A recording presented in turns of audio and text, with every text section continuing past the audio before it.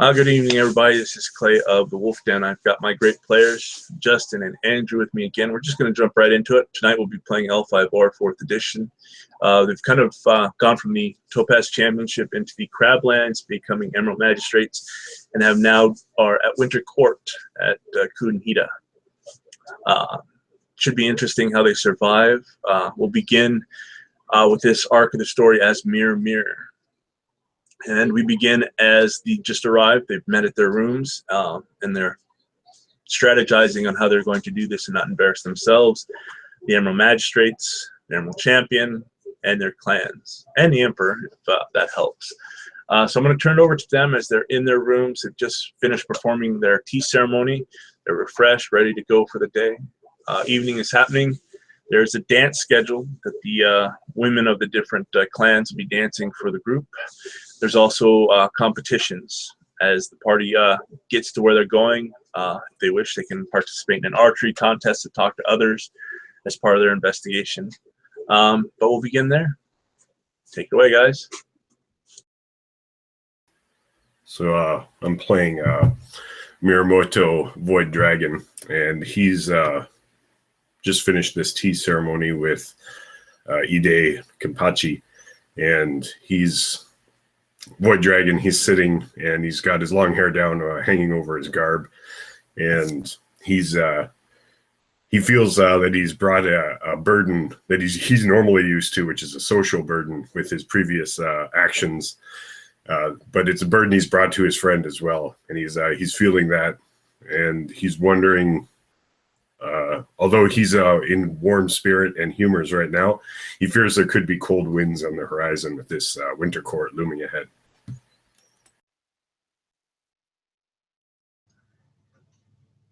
I'm playing Kenpachi, Ide Kenpachi, and I'm about ready to go watch some womenfolk dance.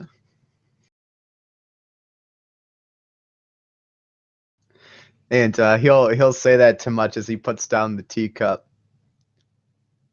Void Dragon, you wanna go to that dance they're talking about? Sounds pretty titillating. And like a coiled spring, Void Dragon is up on his heels, and he's fixing his garb, making sure everything's in its place, and he secures the sash that's holding his daisho to his side, and he's got a probably just the edges of a smile growing on his cheeks. Now, I've never been to a court before, let alone a winter court. I fear the matters of the court are quite alien to myself as well, but if anything, it should be a learning experience. I think we're gonna learn quite a bit. Yeah, that's an apt thing to say. So this Mitsui that we're supposed to look into, do you have any insights, my friend, on how we might go about that? I was thinking straight to the point, right down the center. I fear I have nothing to add. That's the venture I was thinking is shooting from the hip, so to speak. Right. We got to do it in a way, though, it doesn't arouse suspicion. Two amazing bachelors like us just simply walking over to this would-be bride, it'll be the talk of the court.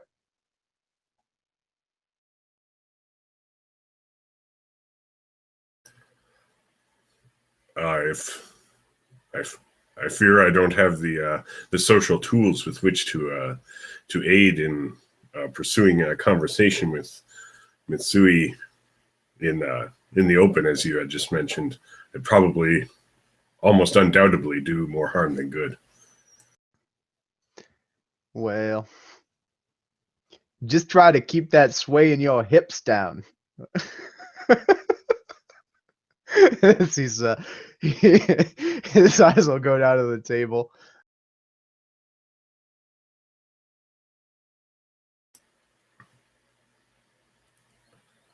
And I think Void Dragon would he'd set down his the accoutrement for the tea ceremony as well, no longer having need of it. Maybe using hand gestures to signal for Anetta or a servant to take it away. It's not a problem. You see that as you've kind of signaled them to come, the door opens slightly and two young girls, probably 12, 13, come in. They bow very low. They don't really look you in the eye, and they kind of clean up. They'll bow low, and Miyamoto-sama, are you and Ide-sama finished? And they're just waiting to ensure that you're finished with everything before they gather up all their items. Indeed. They bow low again, gather up their items very quickly and efficiently, and they're out within moments. At that, you kind of hear off into the distance. You guys are on the third floor. You hear Yatsuki Kurako kind of talking, and she raises her voice just for a moment. Yes, yes, we are going to perform that shortly, Kage-sama. Please take your seats. The ladies are getting ready now.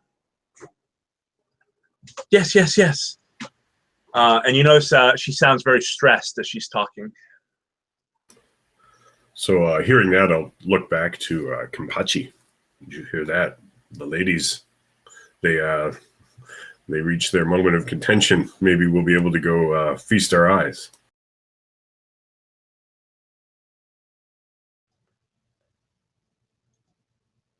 And Kenpachi will stand up and say, "Oh my, well, I'm ready. Hey, you think the lioness will be there dancing? Maybe my scorpion bride too."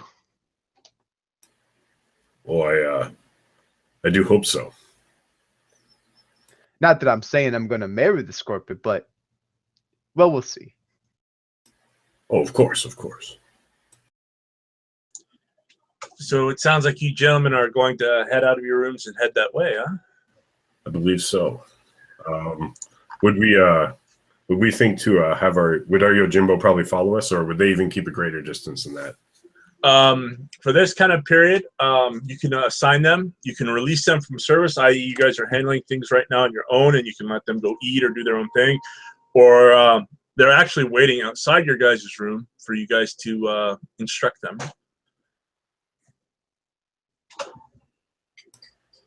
I imagine I'd give Tamori Khan, my Yojimbo, the leave to sort of take a day to do what he wishes, be it training or leisure, probably training though, or something of that nature. But I'd leave it to him. But I would imagine that he'd be very likely to actually still stay waiting in the wings if possible to, of course, possibly steal a kill from me should the time arise. Okay. For this, he's kind of overheard you talking about going to the dances and whatnot. He'll excuse himself to eat. He has not eaten yet. He doesn't say that he's going to eat. He's just going to reprieve himself, and he'll return within moments. So you probably think the next half hour or so he'll be back. Probably going to go get something to eat. Your Utaku kind of gives you a smirk as you walk out, Ide, and then she straightens up a little bit. And I'll say to her, "Otaku, I'm going to need you more ready than ever. I'm about to go into the most dangerous battlefield of my life. No, I don't mean the court, but the battlefield of love." For just a moment, her eye raises, and she kind of looks like her eyes roll in the back of her head, and she kind of snorts like a horse for a moment, and then catches herself. Of course, Kenpachi-san. It's okay, Otaku. You can laugh. I'm being a little bit silly. I hope that you survive this winter court, Ide-san. And then I'll straighten up and get a little bit more serious. I hope so too, because with the business I have here as a magistrate with Void Dragon, one little small misstep, and we could cause two clans to go to war. She kind of gets serious as well. That is correct, but you could drag the unicorn. You know your cousin is here. If you're really looking for love and hears about it, he may hook you up. Oh yeah, that almost slipped my mind. What was my cousin's name? Did you come up with something for him, or you want me to name him? Yes, I do have him. Give me half a second here. You have Ide Toshimitsu. He's a diplomat. Tatsumitsu in his past heyday was content to have a little fun rather than gorge the crab on leather deals. Basically, he's kind of the emissary here for your clan. Basically, he was a hot shot. Think of a Wall Street Journal trader in the early days, and now he's kind of more relaxed and on even terms. His wife is also here, Basiko. She's older than he is, and you can still hear her Ide accent in her cultured voice. But basically, they're an older aunt uncle to you.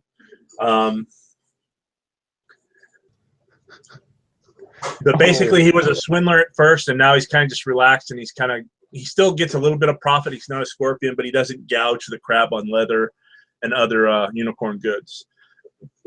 This winter court, he's still trading and whatnot, but he's also trying to work some deals for some marriages to lock in some different trade deals. I won't say it out loud, but when I conjure the image of Toshimatsu to my head, and I remember her saying that he could hook me up, I just get this picture of him like trying to wed me off to like a hideously older woman. And I'm thinking, no, not Toshimitsu, the Cougar Slayer. She kind of smiles at that as your eyes sign to calculate what you're remembering. Your Yojimbo, like all unicorn, are pretty tight knit. You probably played with your Yojimbo at one time or another. She's a few years younger than you, but she kind of does know you. I mean, you guys all have that personality, and she kind of just has like an evil smile until she realizes she's smiling out. Well, I imagine love awaits Ida-san. Yes. I'll readjust myself. Are you ready, Void Dragon? And Void Dragon would loose a quick nod to the affirmative. And as you guys are walking towards the stairs to kind of again, you're on the third floor, but it's probably 5 or 6 stairs up to the kind of the next level, the staging area. Again, this is a huge place. So each floor kind of has a main hallway of where everyone can congregate. Think of a auditorium kind of a bit, and the rooms off of that side, and stairwells leading to a high daïs, kind of a stage, and stairs that lead down to the lower levels and upper levels. And as you kind of walk towards the steps, you see 2 women kind of hanging in the stairwell going up to the dance. And as you approach and your eyes lock onto them, Ide, you hear behind you, is your kind of infatuation with that Yutaku battle maiden, the older one, the one you have all those feelings for that you showed at the tournament? Is that well known? I would say so. Okay. Your Yojimbo kind of whispers as you kind of walk by her. She says, I hope that my commander doesn't hear about all this love you're spread. It would really break her heart. As she whispers that to your ear, the ongoing joke that you have feelings and she doesn't even know about it just yet. I imagine she may have heard rumors, but nothing has been made, i.e. in this society, it wouldn't be known to her to acknowledge it. my hand immediately goes to where my blade would typically be, but finds nothing. What? Damn it. You just kind of see her smirk and stand to attention after she's got her point across. And as you guys are ready to, you're ready to reprimand her and stuff, you guys are closest to the stairwell. You see an Asoko and an Asawa kind of standing there, 2 women, young, early teens, middle teens. You guys can go ahead and give me a heraldry check if you kind of want to figure out who they are.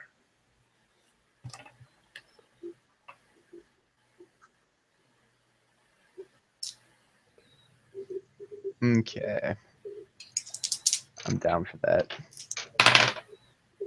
Ooh, not terrible. 14. Okay. You are able to get the Asako. Just because of her glory is pretty high. I'll give you her. And you're kind of a womanizer, so I'll give you a little bonus. Go ahead, Ide.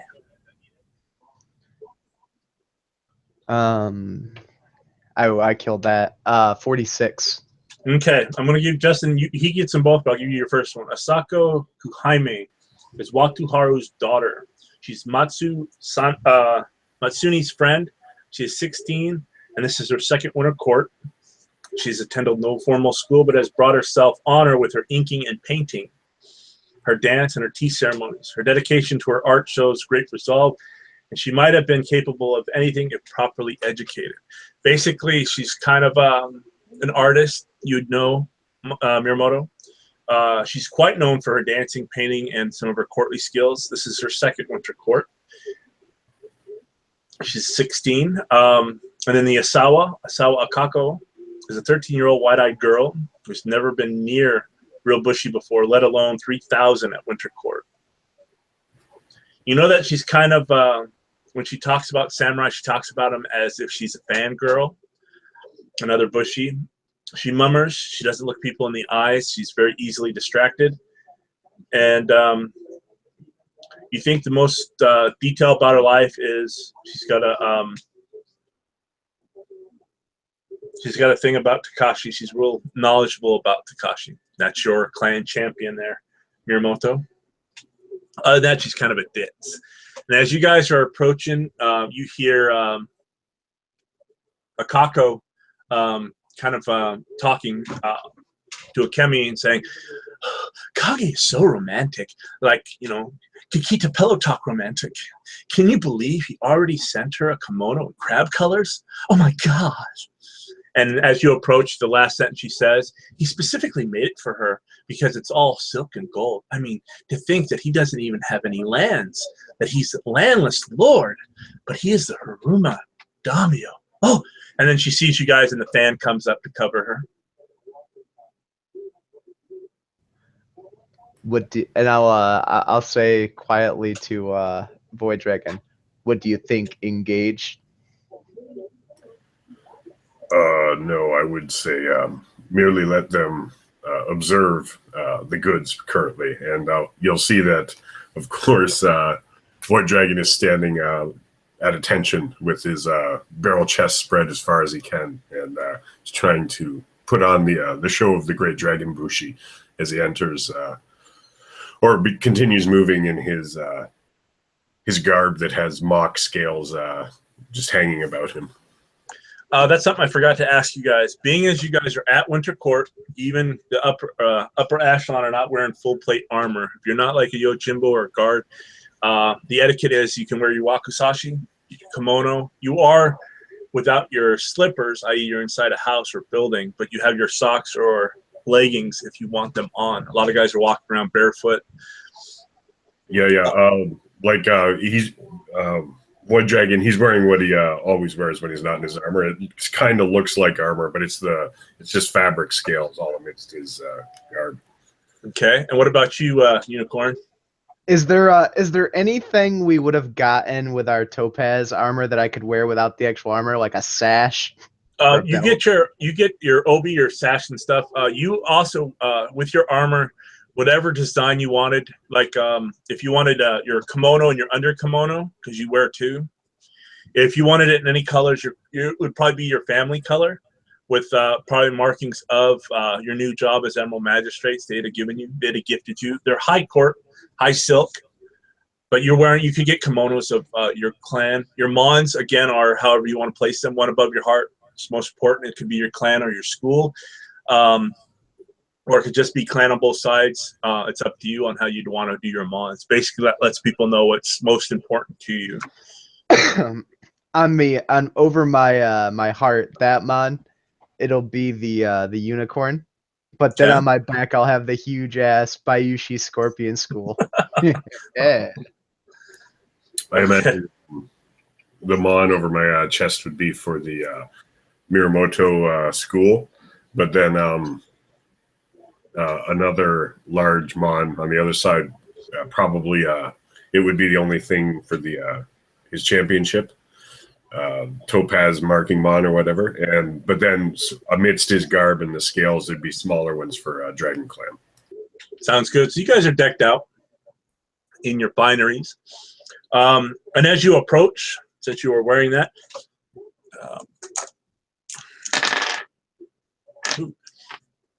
you hear as you guys get close, they kind of block you from going up, not intentionally, so they're not trying to hold you back, but they kind of blocked you for a reason. And you see a Kako, which is the Ahsoka. She kind of goes, "Oh my gosh, Kahemi, it's the Topaz Champions." And as she realizes this, she looks down, not meeting your guys' gaze, and you see a Kumi, excuse me. She looks up and says, "Ah," and she bows. "Ide-san, Miyamoto-san." They call you both san, not san, excuse me, but they bow. I would return the greeting. "Congratulations on your most excellent victory," says Asako. And Asako's this is the one that is second year at court, right? She's the more experienced. Yeah, she's the more experienced. She's also the one that's known for her painting and tea ceremony. So, okay, time to butter some people up a bit. Asako, I've heard tales of your excellent art. Are the stories as true as I've been led to believe? You see her blush a little bit. Many people have praised them, but I do not think I am worthy. And she bows low again. That's when it clicks on you as she bows. The Emerald Magistrate that's here to sanction all the interclan marriages is her father, the Phoenix Asako Wataru. He's kind of an old dude. Again, he's the higher ranking Emerald Magistrate, but he's here to officiate the marriages. That's what he's here for. So he's not really here to do anything else. But he can marry off any Phoenix that are here, of, and he can help sanction any others with the permission of their daimyo. So if you wanted to get married here, he's the one to go to. And the younger one is the Asawa. She's from the same Phoenix clan as the bride to be, correct? Correct. She's from the same family. From the same family, yes. And they're probably friends, as the rumors, as you've heard.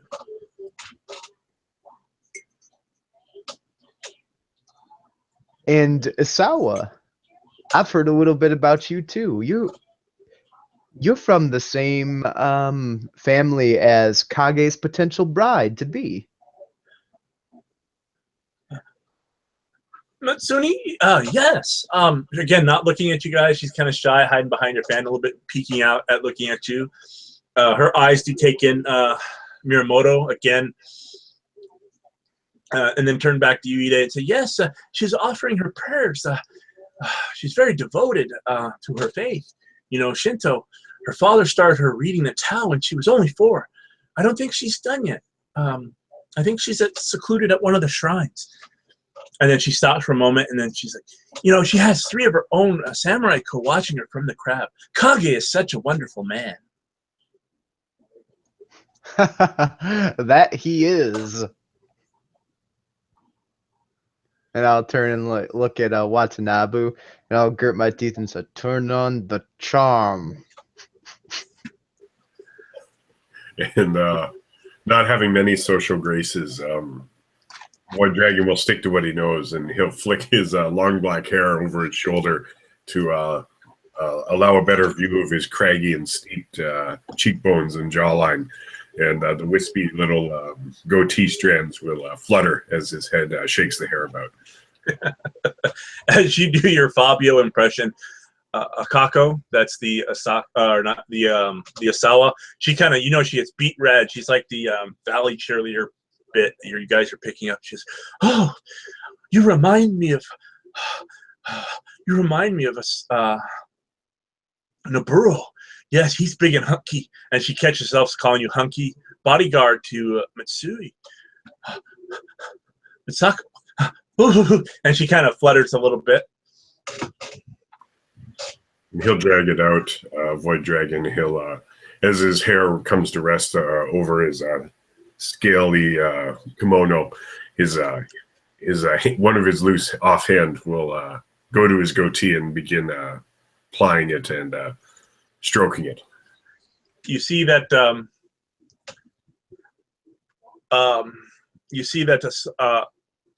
Akako turns to her friend and says, I bet he's going to win the archery contest. And then she looks back at you, Miyamoto.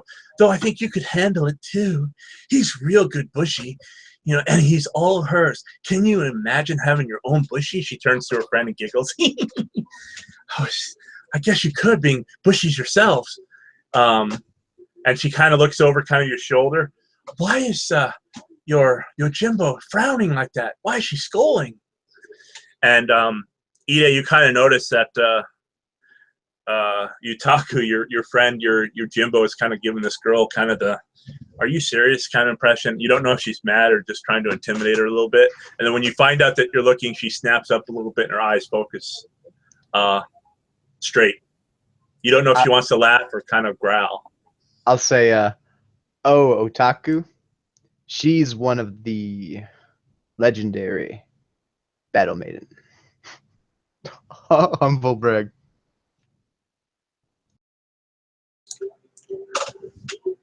Akako goes, "Oh, really? You're a bushy?" And she kind of sidesteps a little bit, trying to get around you if you're going to let her, Ide.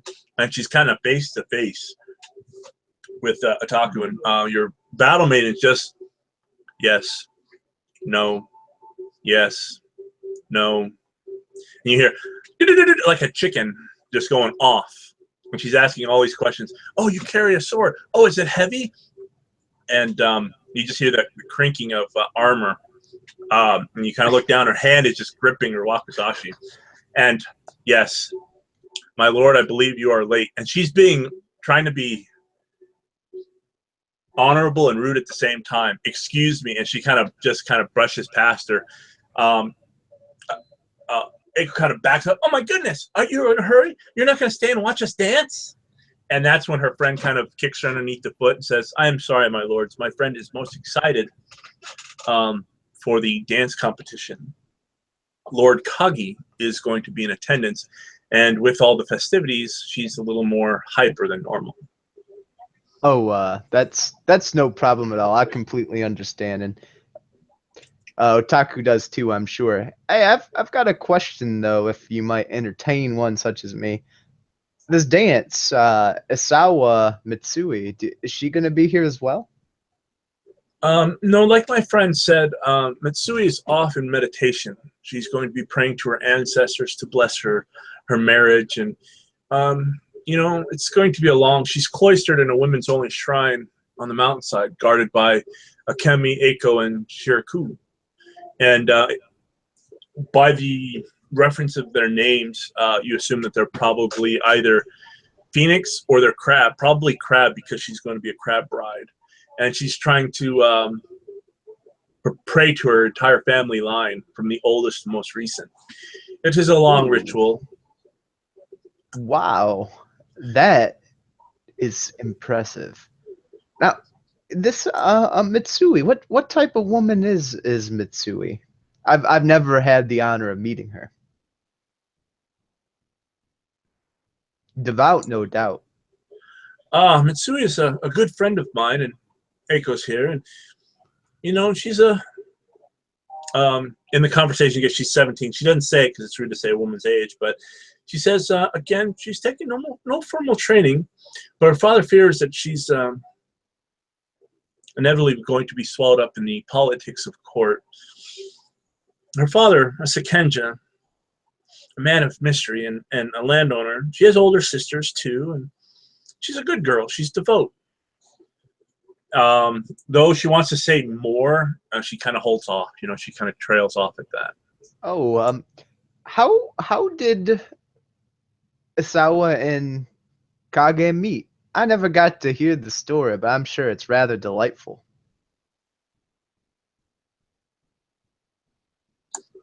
Oh, they met at court, and from what I hear, Kage-sama was enraptured by her. You know, they talked. Her father would only let him talk for at least an hour or two. They only met for a short time, and then he was sent away. But she gave him a token, a fan that she had made, a fan that belonged, it was a gift, and he carried it. He carried it in court, and the next time she saw him at another court function, he had it on him, and it was love. You know, he broke away from the crane. He had a crane wife and everything, but he pissed. His love for Matsui was greater. Wow. Now that is an inspiring tale. Trying to hold in my sarcasm. It goes over her head. When your Yojimbo kind of steps by and Void Dragon's kind of alone, that's when Akako kind of accosts him. As soon as your Yutako kind of walks by her, he's kind of how you guys are situated. He's kind of by the wall. He's next to you, but he's kind of got some room around him. And Akako kind of goes up to him. Excuse me. I heard you did great at the Topaz Championship. You won it, but you won in the archery contest as well. Aren't you going to challenge Naboo? Oh, I did win the archery contest, but it was actually a contest of horsemanship and archery, both of which, yes, I completed with excellence and grace. Wouldn't it be great if you challenged and you and Naboo were the two finalists? Oh, the stories. And she kind of gets all red again, starts fanning herself. It takes incredible full body conditioning to be able to handle a bow while atop a Rokugan pony. And yeah, it would be great for some parties indeed if such a challenge did take place. Keep your eyes peeled and we'll see what happens. It's happening now. Naboo and some of the others are down. And she kind of points, you think probably an outside courtyard. You don't know what's happening. You don't know that they're having this. But she points, it's happening now. You could face it. Wouldn't it be grand? Your skills as a samurai, as an archer, versus Naboo's. Naboo! And she kind of like gets excited. Are you going to compete? Now you realize that she's trying to pressure you to compete. Yeah, I would. I guess my eyes would roll a little at the idolatry or the comments coming in, the flattery, and I would be a little befuddled, I think, and I think he would resort to just standing stoically and again just working away at his goatee while he's thinking of himself and how grand it was when he did win the last horse and bow competition that he was in. And maybe as he's leaning back in thought, he'd look over to Ide to see what if he's within earshot, or did he just leave? No, Ide's there. He's just again, he kind of approached the subject with the others and the stuff that was happening with his Yojimbo. It opened kind of a gap, maybe 2 shoulder lengths apart from you and him. You guys aren't very far apart. You're within touching distance if you guys reached out for each other, but there left a gap when all this was happening that Akako could come up and kind of assault you with her young charm. But I imagine when I look to Ide, though, I'm reminded almost immediately of the dancing girls, and I think that would make me believe that the horse can wait.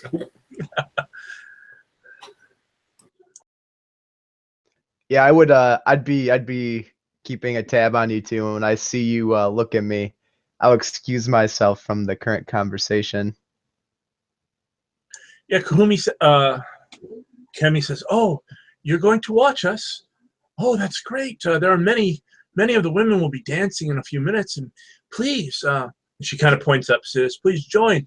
Upon hearing what Aiko's kind of distressed, hearing upon that as she's inviting you guys to the dance, and hearing Aiko's, though you will miss the archery contest if you attend, but it's a great honor in both, she says, and she kind of gives you guys a smile. But please, and she kind of opens enough for you guys to walk by. I will be observing the dancing. What about you, Void Dragon? I believe I'll join you, and feast my eyes on the dancing as well. Akako's got a very pouty expression on her face as she sees you walking up. Ida, you see it, but Void Dragon in his Fabio, and he's walking up in his poses. You kind of looking back at him, asking him. You see him start walking forward, and you see that pouty expression. As soon as she notices you looking, her fan comes up, and she starts to fan herself, and her friend takes over and says, "We must prepare. Eiko, let us go. Yes, Kahemi, let us go." All right. I'll say to Void Dragon once we're back in kind of like the crowd. Did you hear what was said about Mitsui?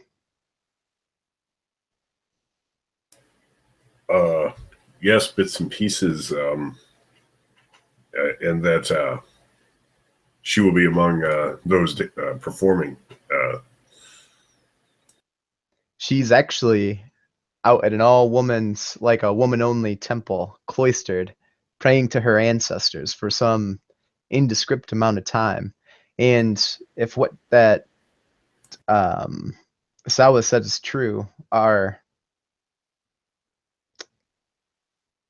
if what that Sawa said is true, then she only has 3 guards. When you mention cloistered in an all women's temple, there's a half gulp, and then for a moment, Void Dragon is choking on his own spit, but quickly catches himself and straightens his robes again. And I'll stop and look forward and start stroking my chin and say, 3 guards, probably crab guards, but the prize is inside. Just think about it. We were told to be subtle.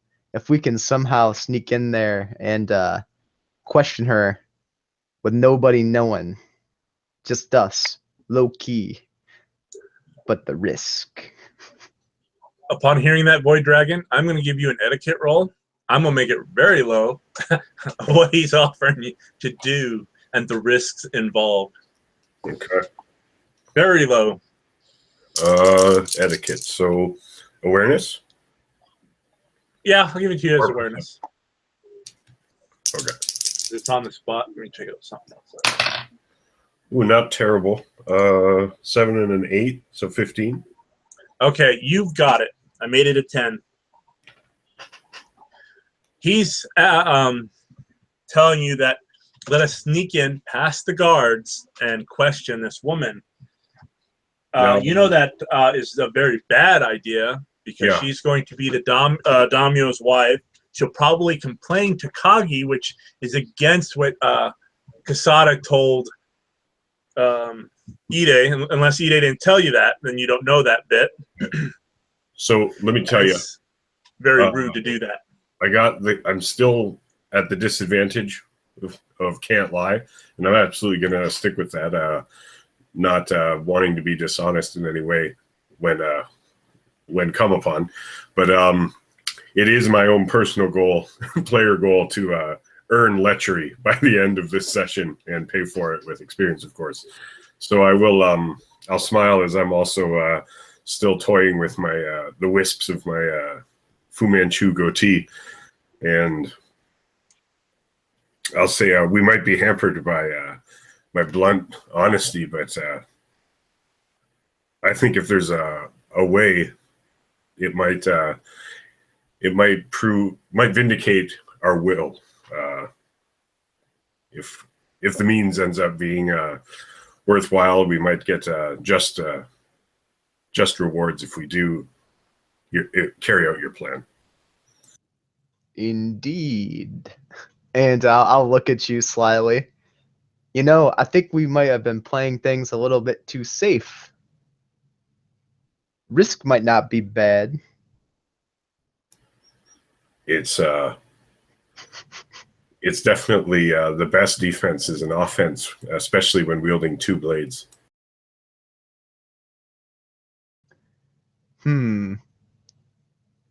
Maybe after we watch these dances, you and I could go get a little bit of air. After all, it's stuffy being in court. Of course, we haven't even arrived, and already I can feel my collar is riding me.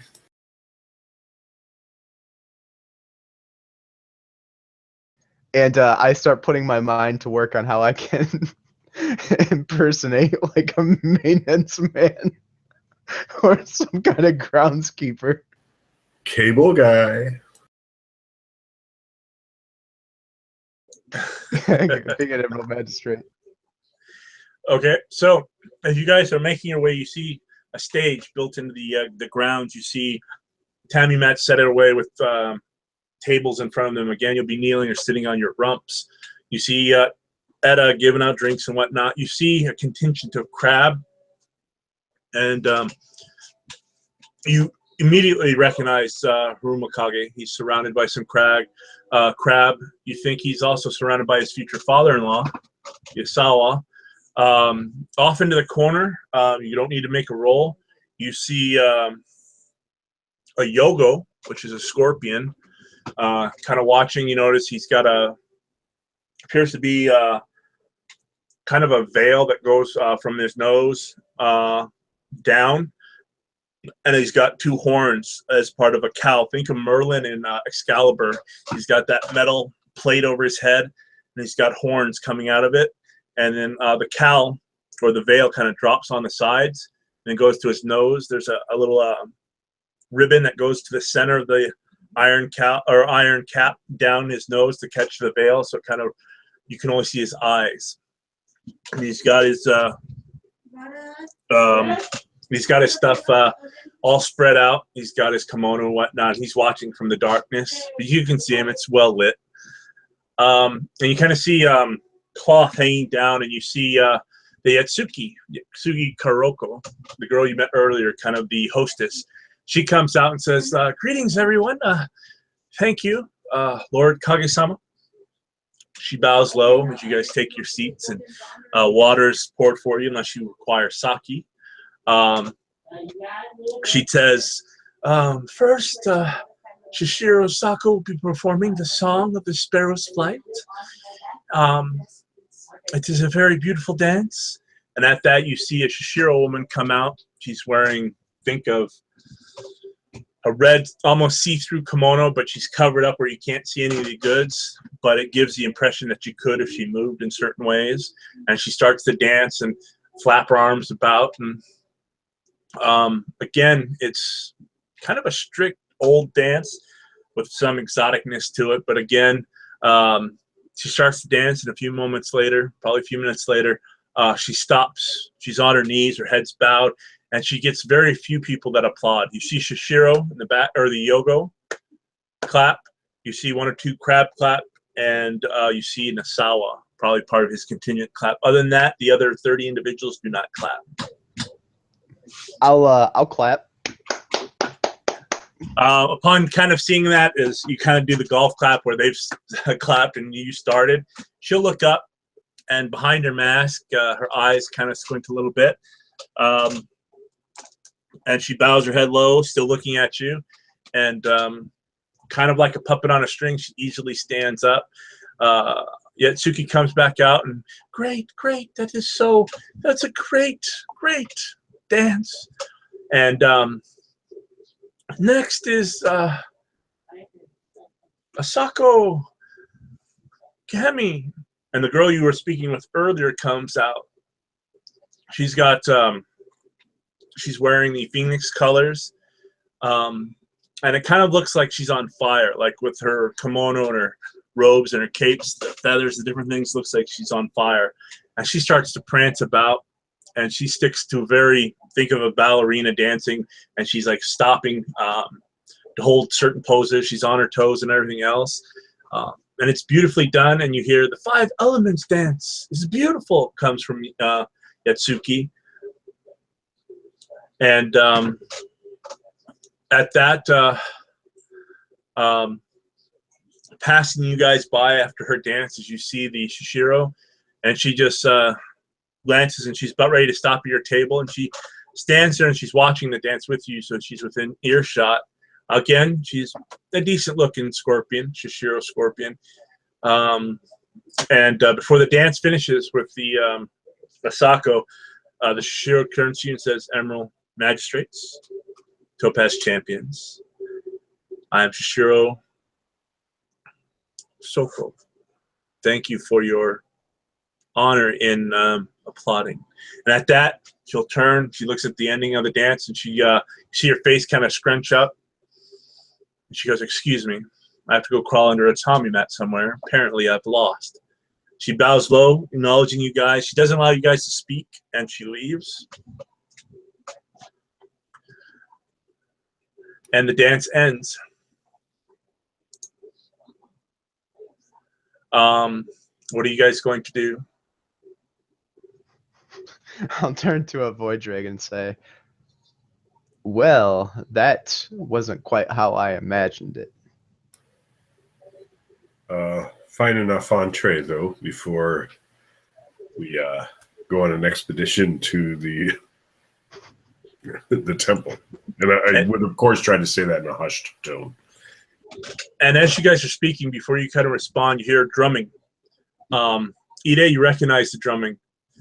It's from your clan, and that's when you see Yatsuki kind of, she's kind of made her stage again. Some of the other girls may have been dancing before you guys had sat down. But Yatsuki, she runs back on stage, breathes heavily. What is that? And then that's when you see, think of a belly dancer coming out. You see an Ide woman or girl coming from the side of the stage. Coming from the opposite side of the stage, you see drummers and they're drumming. Ide, you recognize the song. You've heard it before. It's called "The Tunnel of Quinsent Flame." Is what the song and dance. It's Burning Sands. It's coming from the Arabian side of where your guys were, your clan was subjugated to during their travels. And Yatsuki is like, "This is so." She stops. She turns back and says,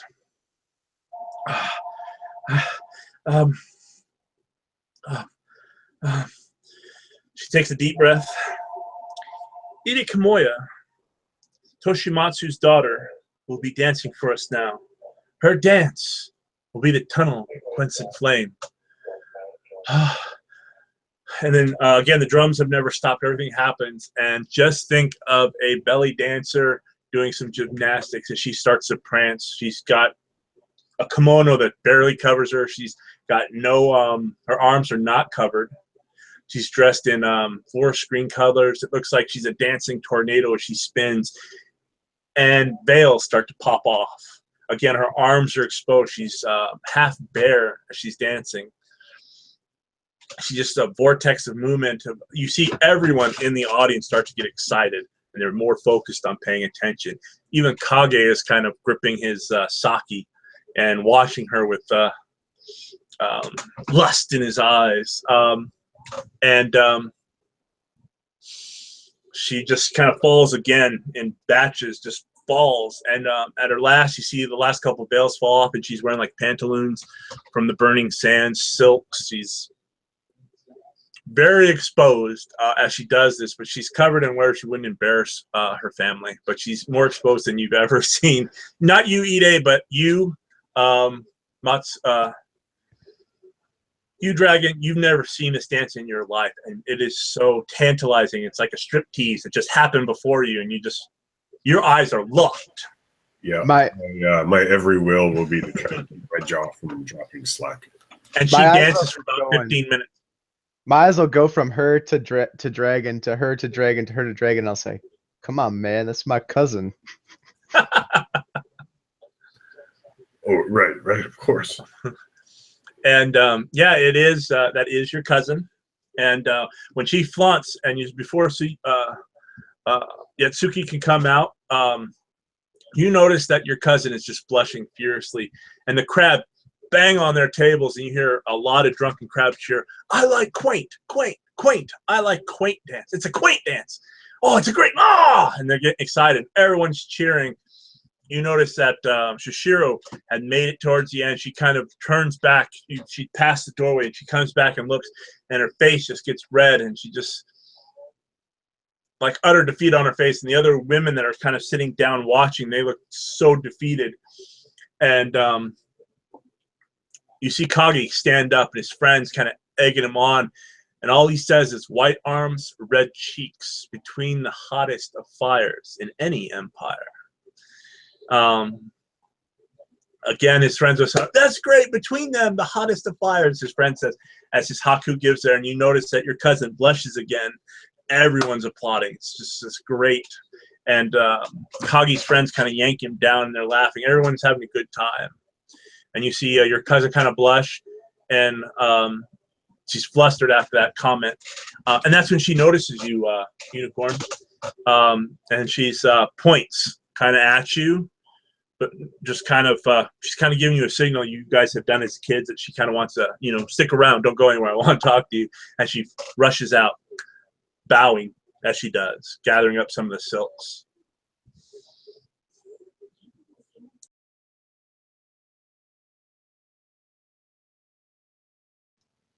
And I'll turn and just hold up my finger before before Void Dragon can even speak.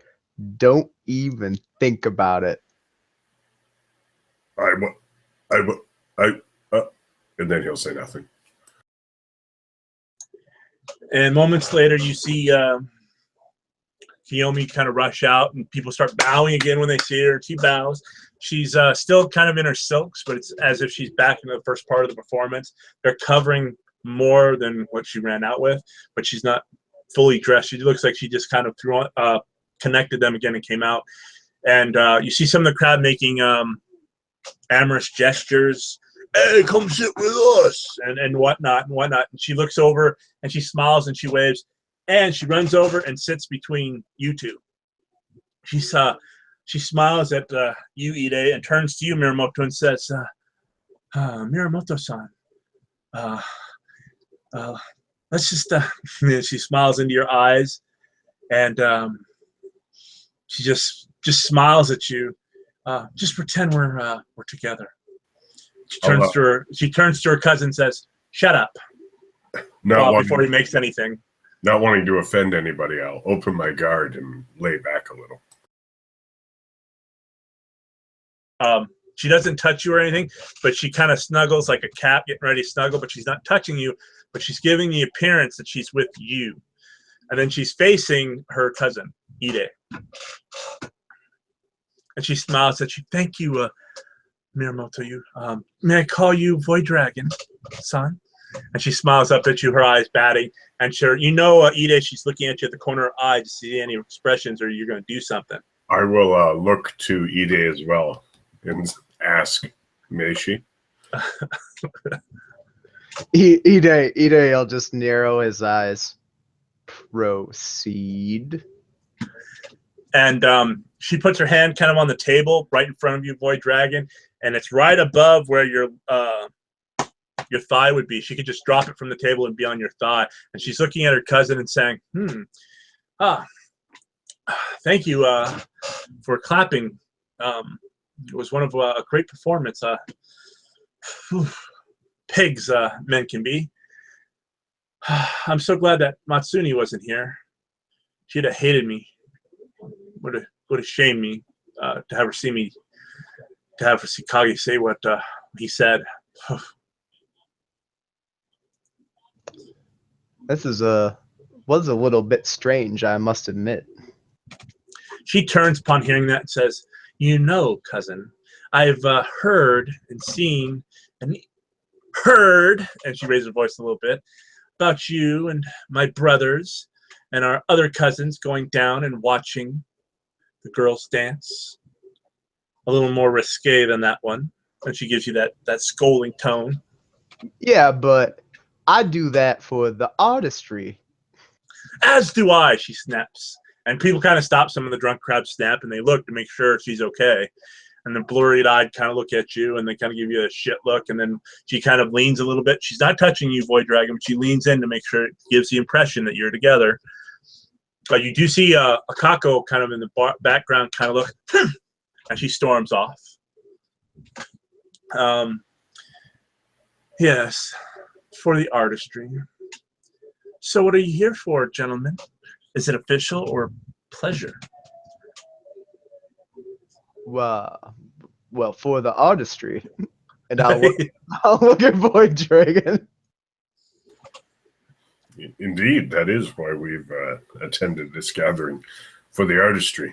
And he'll lean back just ever so slightly more.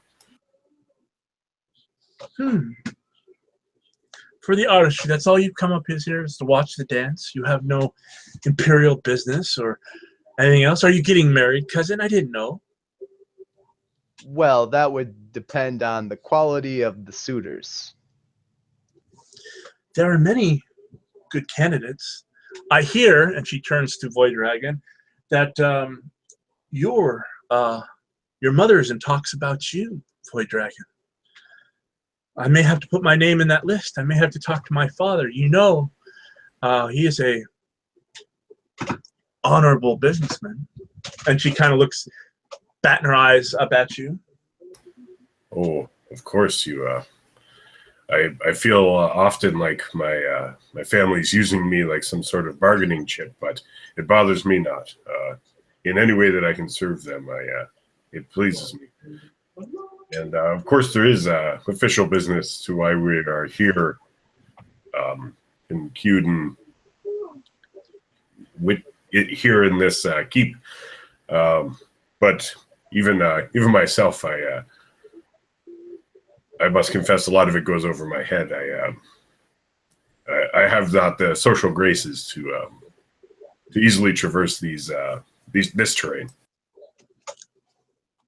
At that, she kind of puts her hand on the side of your arm, and oh, you're quite funny, she. So you do have business here. I hope it doesn't. And she looks at her cousin, embarrass anyone. But I hope you boys have a good time. And she stands up. She gives you an eye, Miyamoto. If there's anything I can be of assistance, and she kind of leans in a little bit, and you smell the breath of the sake, probably the plume flower sake that she's got on her lips, and she's really close, Miyamoto. She kind of turned her back on her cousin a little bit, but she's at an angle that she could just slightly turn, and she could see his expression. How about this? I know quite a bit about what goes here. My father has been stationed here a while, and I've been raised among some of them.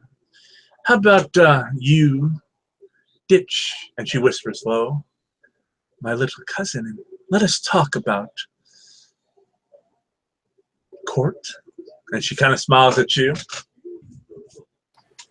Go ahead and give me, let me see. It's going to be a courtier roll. Okay. Do I hear her say that? It whispers really low. So I will give you a perception check if you want to. Perception investigate. Not you, Void Dragon. The cousin is going to listen. Okay. You are giving me a awareness, courtier roll. Okay. And he's giving me a perception investigation notice roll. Ooh. So I'm untrained, so I don't think my 10 will explode, is it right?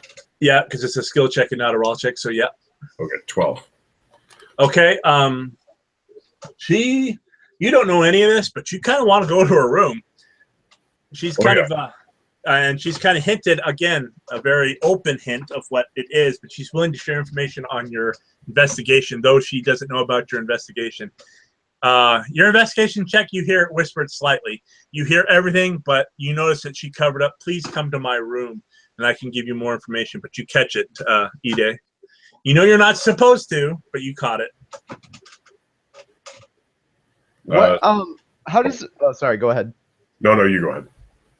How does my cousin stack up to me socially? Like Topaz Champion, like that schools her, right?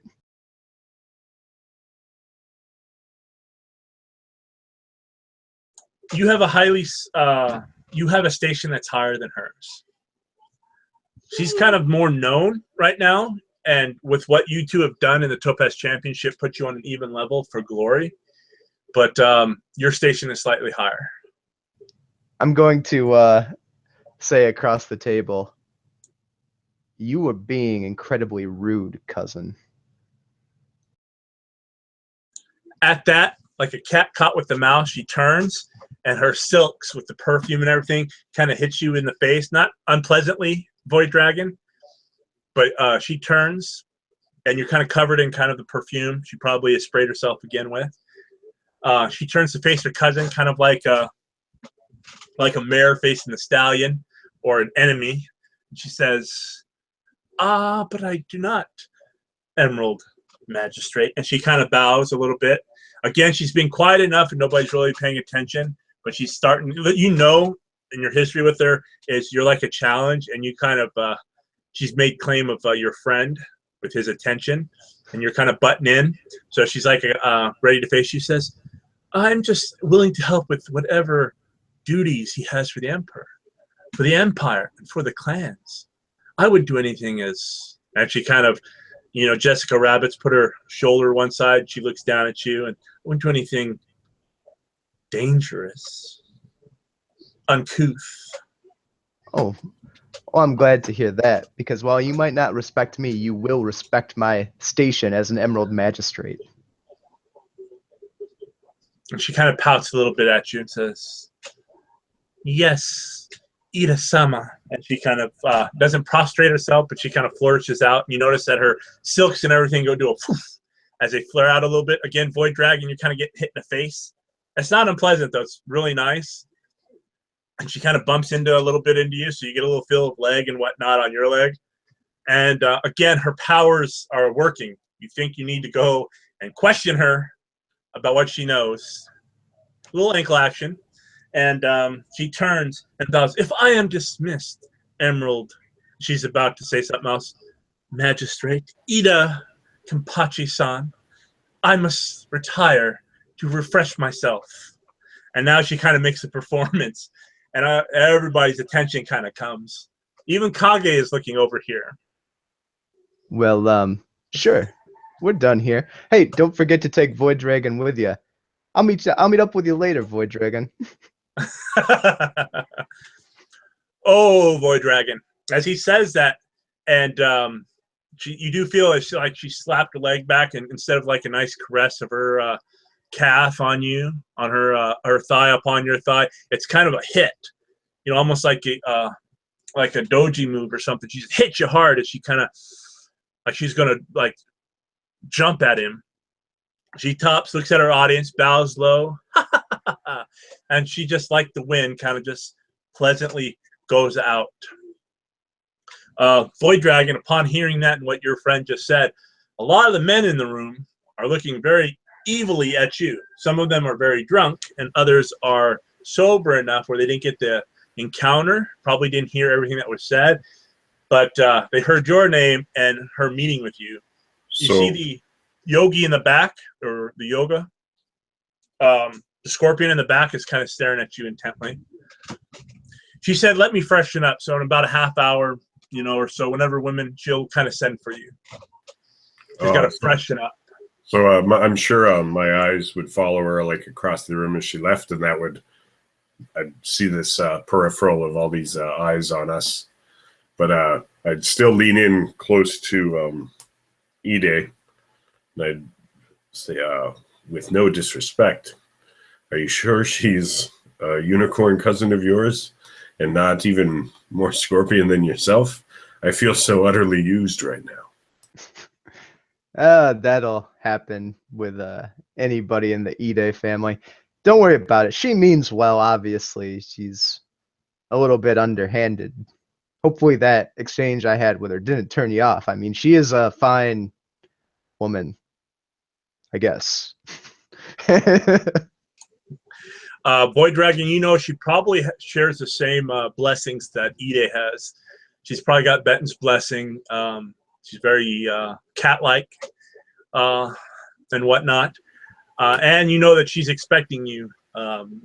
So now that you've kind of made an obligation to her, so if you go run off into the outside towards the mountain and into the shrine area, you may miss your opportunity and embarrass or shame yourself.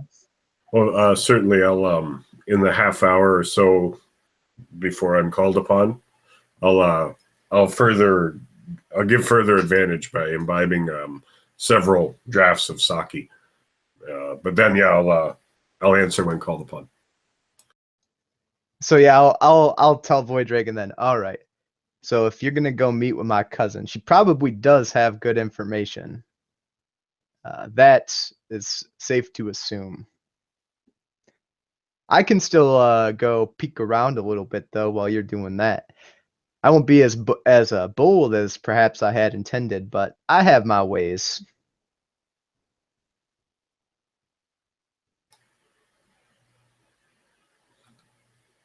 That sounds agreeable. And as you guys are about ready to depart, in walks Shishiro Shiko, the girl that danced, the scorpion. You notice that she's got sake in her hands and she's wobbling a little bit. And you kind of, the etiquette is anything you kind of really say while you're drunk, you can't really get blamed for. It's kind of a gray area, but being drunk kind of covers that. She kind of walks in and notices you guys again. It's probably been a few minutes. You guys have had your drinks and whatnot, and you're prepared to go about whatever business it is you're about to go about. Since she's left, about a half hour. You know, again, your cousin's dance is 15 minutes or so. So it's been some time, and she notices, and she just plops herself right next to you, Ide. Wow, thank you for your great applause, my friends. She kind of looks at you. Ah, Emerald Magistrates, Topaz Champions. It is an honor that you showed me such respect and clapped when I danced. It is a very old scorpion dance. It was quite interesting, I have to say. Very traditional. Yes, tradition should never be forgotten. But I guess a new springier dance one.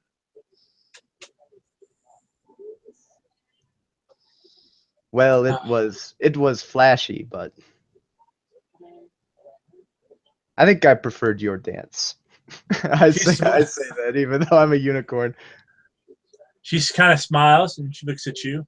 Not a bad looking woman. She's a little older than most of the contestants that were up there. She says, I like you, Ida-sama. I like you lots. Now, what is the Emerald Magistrates doing here in watching dances of some of these harlots, she says kind of loudly. Some of these contestants, and she corrects herself. Are you enjoying your time at Kyuden Hida? I'll reach across to grab like a little sake glass, and in doing so, I want to purposefully try to expose the scorpion mon on my back. And she's not overly drunk, but she's been in her cup. She's kind of warm, and she's you study at the Bayushi school. Are you enjoying your time with our trainers? Oh, indeed. It's been one of my life privileges, I have to say. Yes, and she kind of warms up a little more to you. She kind of slides over on her pillow and makes sure that her side is over, trying to play the young girl to the handsome samurai.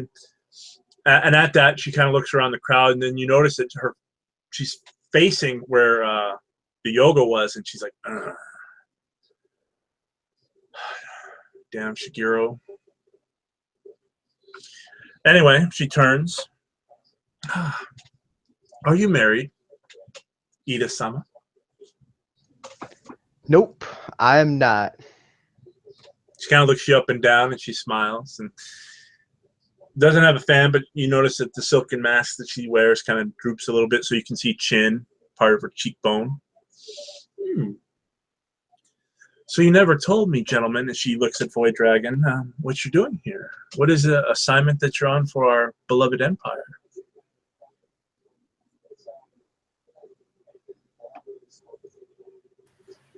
And Void Dragon will continue. He'll be mid-sip of some sake, and he'll finish draining his second or third serving.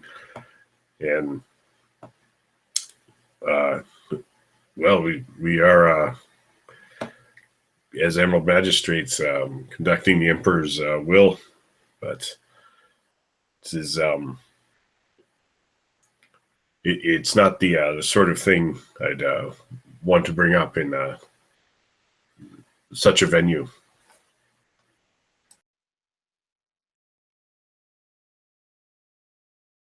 Of course, one must make sure that they follow the path the etiquette demands. She'll turn around and, well, I do not mean to keep you.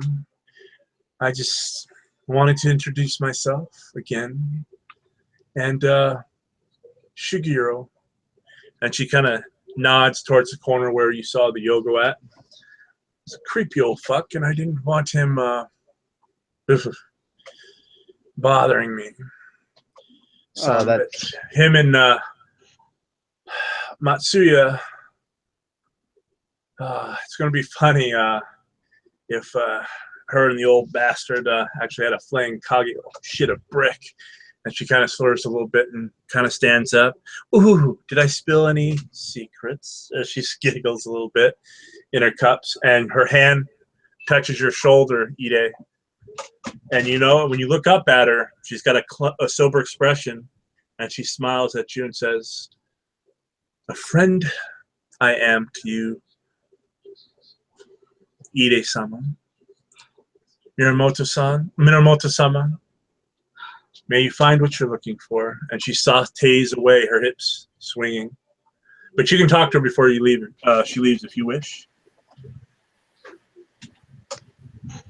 No, I'll just wink when she says that and say, "It's a very delicate situation, obviously. It was a pleasure to meet you." Of course, and it was a pleasure to meet you. I hope that fate, destiny allows us to meet again, Hida-sama. Goodbye, gentlemen. I hope your time here at the wall is fruitful. She smiles again at Ide at that. And you find excitement. Goodbye. And now she'll sauté away. And as she makes her departure, I'm sure much like our last visitor to our seating area, my eyes would follow her. And I imagine that we still have like pretty much every other set of eyes on us as she's making her leave. Upon hearing that, as you're looking around, they don't look at it. They're not following her as they followed you. The Ide, the girl earlier. Kage's back into his drink and everybody else. But who is looking at you is the Yogo. And he looks pissed off. But once he notices that you guys, again, notice him, you know, you follow the girl out and your eyes kind of scan back as you're kind of going back amongst your own conversations. You know that the Yogo is kind of angry. And he stands up, old and decrepit. But you don't know how young he is. But he kind of stands up as if he's hurting. And he starts to make his way, and he's got this gnarly looking cane, this staff that he's got, and he bypasses your table.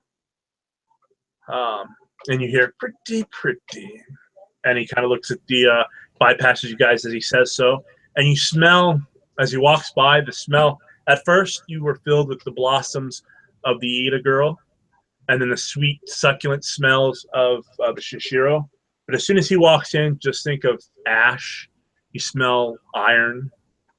It's just a real unpleasant smell as he walks by. And you guys, you know, it's honorably not to acknowledge that he stinks, but he does stink. And he walks by you, leaving. Could is a smell of the mineral sort of aroma on the air, the iron, the ash of something brackish or burning, arid, hanging in the air. I'm, of course, leery of blood magic and other ailments that might be amidst our presence. So could I divine a Shugenja lore roll?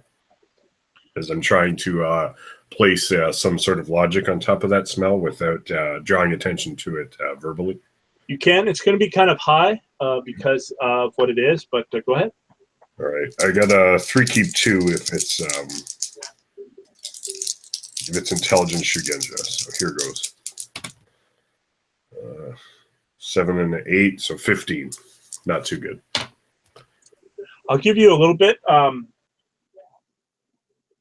Each Sekenja has a way of contacting or dealing with the kami to invoke their powers. And the 15 that you got, he smells of blood. The iron of blood. You know, that iron smell. Yeah. But he warps around, and that's not enough to go on, but you smell blood. Is there any sort of inkling that that might be the sort of the crab Shugenja style, or that is still out of my range to pinpoint that? That's kind of still out of your range. With the crab Sekenjas, what you've dealt with is they deal with Mahu users. They deal with the different creatures. So he might be here. You can give me a heraldry roll. If you don't have it, it's just your base intelligence. If you, Ide, want to get part of that to kind of know who he is, to walk by, you can give me a roll as well, and you guys can collaborate to help out.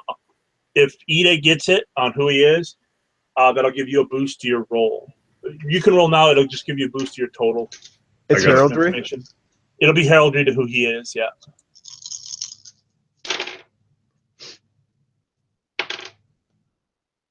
25, 34, 40. Oh yeah, I only got a 9.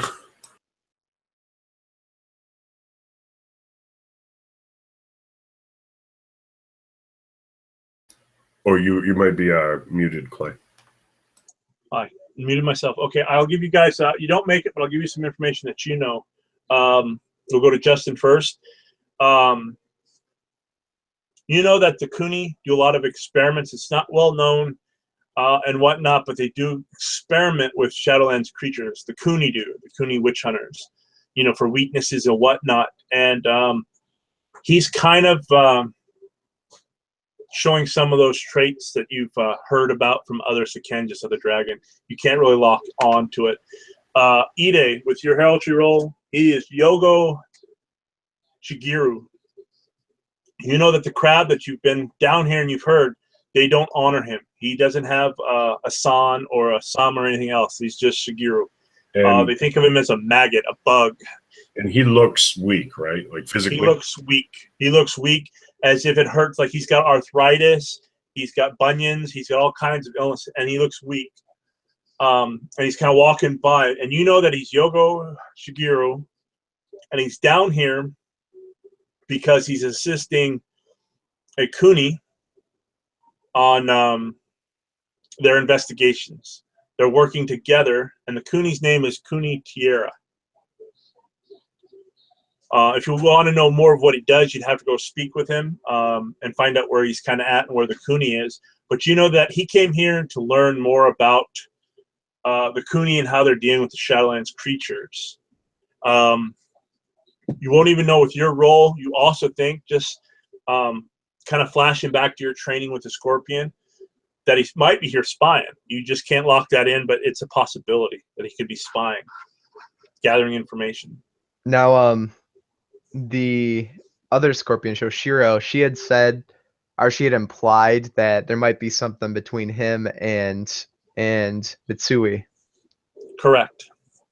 Now, that scent that's on him, is that so strong and potent that I would think I might smell it on her if they had spent time together, intimate time? Possibly, but with what you got from the girls from the hallway, if she's where she's at, she's bathed herself constantly, she's cleansed herself constantly, she's performing a massive ritual of cleansing and speaking with her ancestors. So she's already probably burning a butt ton of incense and all kinds of other shit to cleanse herself. So you probably wouldn't get a smell if you walked up to her.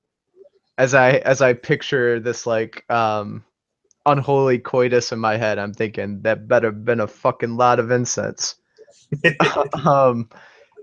What's the how do the Emerald Magistrates interface with people of lower class?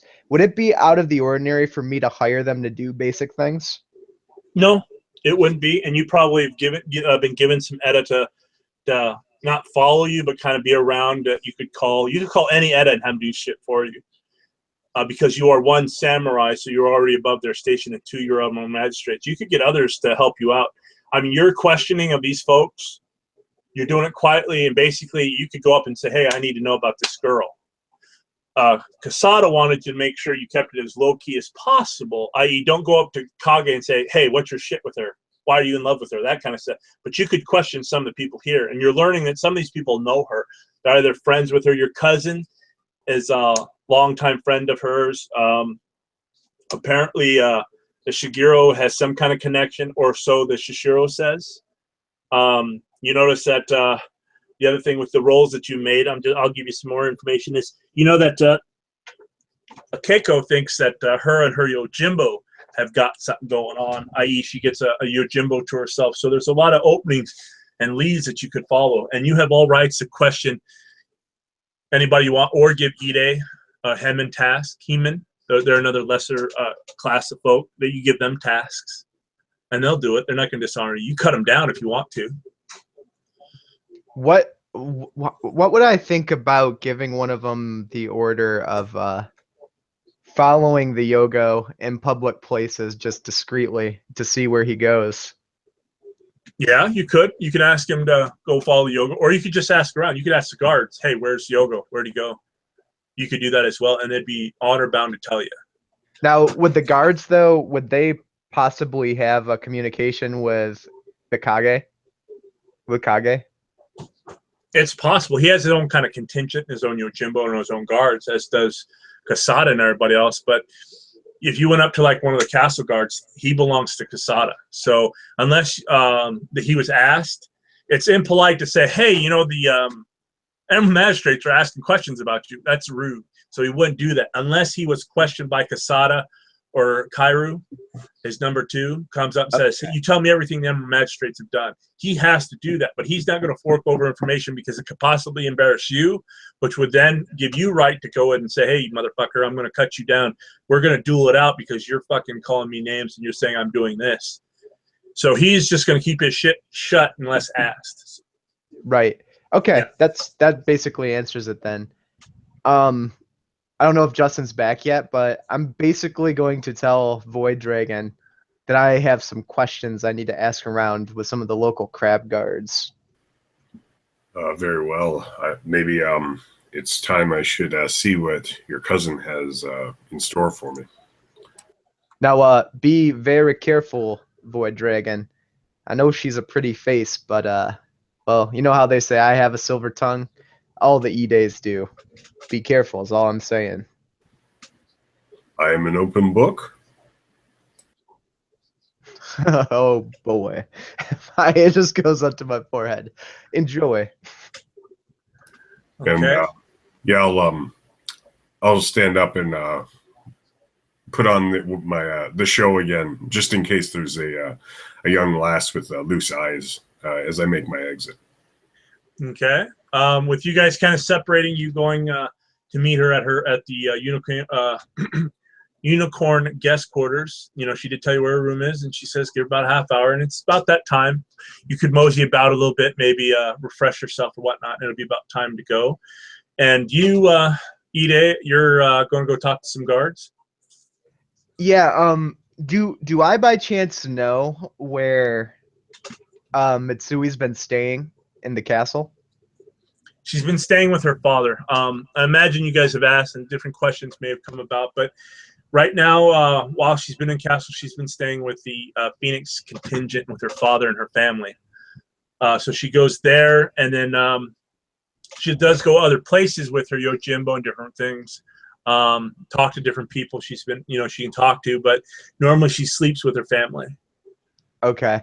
I don't know, like, if you want to RP out, like, each individual guard conversation, but what I would try to do is get a feel for where they see him and they also see her, like, Venn diagram overlap.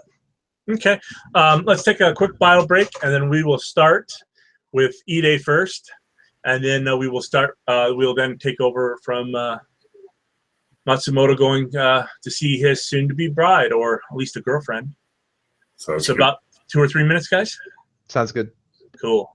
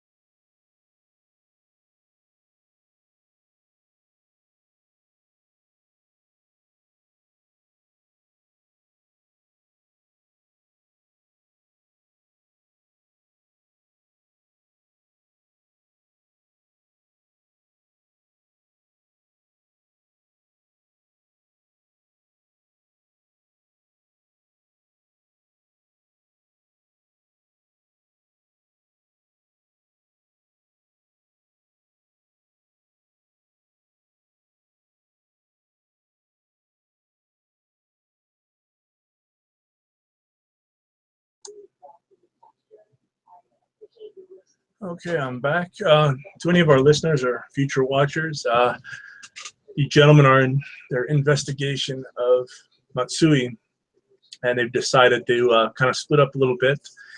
Our dragon is going to go question the Ide dancing girl, cousins to our player, and our Ide is going to be questioning guards about the Yogo and other questions about Matsui. And when they get back, we'll start from the unicorn and then move on to the dragon and see where it goes. I'm back. Welcome back, Justin. Very fun game so far. Thank you. This first bit of this might be more investigation, talking and whatnot, like L5R is. Not everything is fighting, but when the fighting does happen, it should be pretty deadly. I'm glad you're having fun. A lot of investigating in this for the Emerald Magistrate bit. We're in Who's Who, playing politics.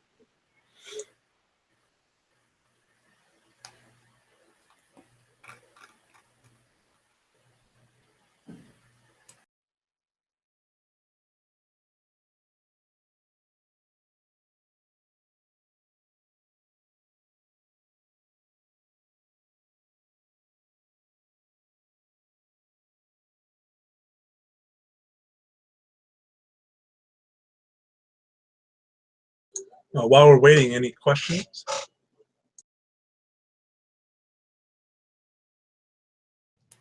Alrighty, I'm back. No questions. Welcome back. I'm back too. Good. Okay, so we'll start with the unicorn. We can role play it out, or we could do. It's really on what you'd like to do. Just ask your questions, and then we'll kind of phase it where I'll tell you how many guards it took to get that question. Yeah. Until you get the piece of the information of what you're seeking. But just tell me, what kind of guard are you going? Stairwell guards, your random patrol guy around the castle? Just tell me the kind of guards you're wanting to start first. You know what? With how old and rickety that Yogo looked, I'm not thinking he's gonna be taking very many stairs. So I'm gonna try to base it around guards in easy access areas. You kind of we'll start with the guy kind of outside the third quarter, if you'd like. Yeah, sounds good so to me. Once the first guard you ask, we'll play this one out, and if you need to ask any further questions, we can go on from there. So he just kind of sitting there, and he looks like he's in the stairwell. So this is the stairwell. That guy either will go all the way up or all the way down. Is the stairwell that you're at, and you see he's a big Hida guard. He's fully armored. He's got his Tetsubo at his side. He's got his Dashios on him. And it looks like he's in a position where he can either ring out, he can look outside, but it looks like he doesn't leave this post. It's like a key position, but he can contact people for assistance, or he can go assist the floor above or the floor below. Or if there's a ruckus on this floor, he's probably big enough to handle it. He sees you approach, and he gives you a head bow. Magistrate, how may I help you? And I'll return the bow to be equally respectful, and I'll say, I'm performing an investigation, part of which is my charge, and part of which Casada has personally requested that I ascertain some information. I think you might be able to help me out.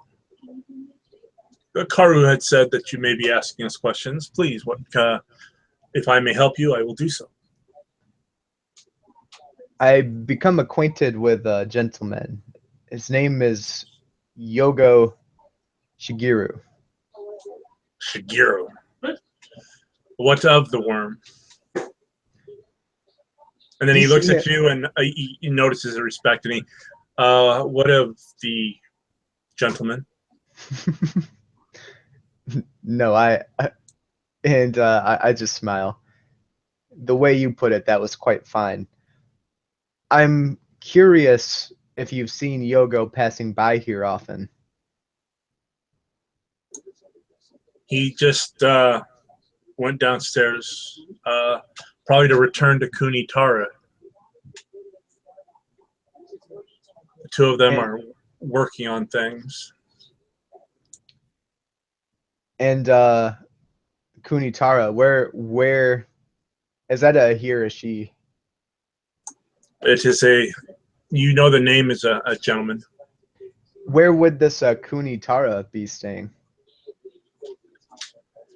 If you take the stairs, magistrate, and you go down 6 flights of them, you're going to come to a hallway.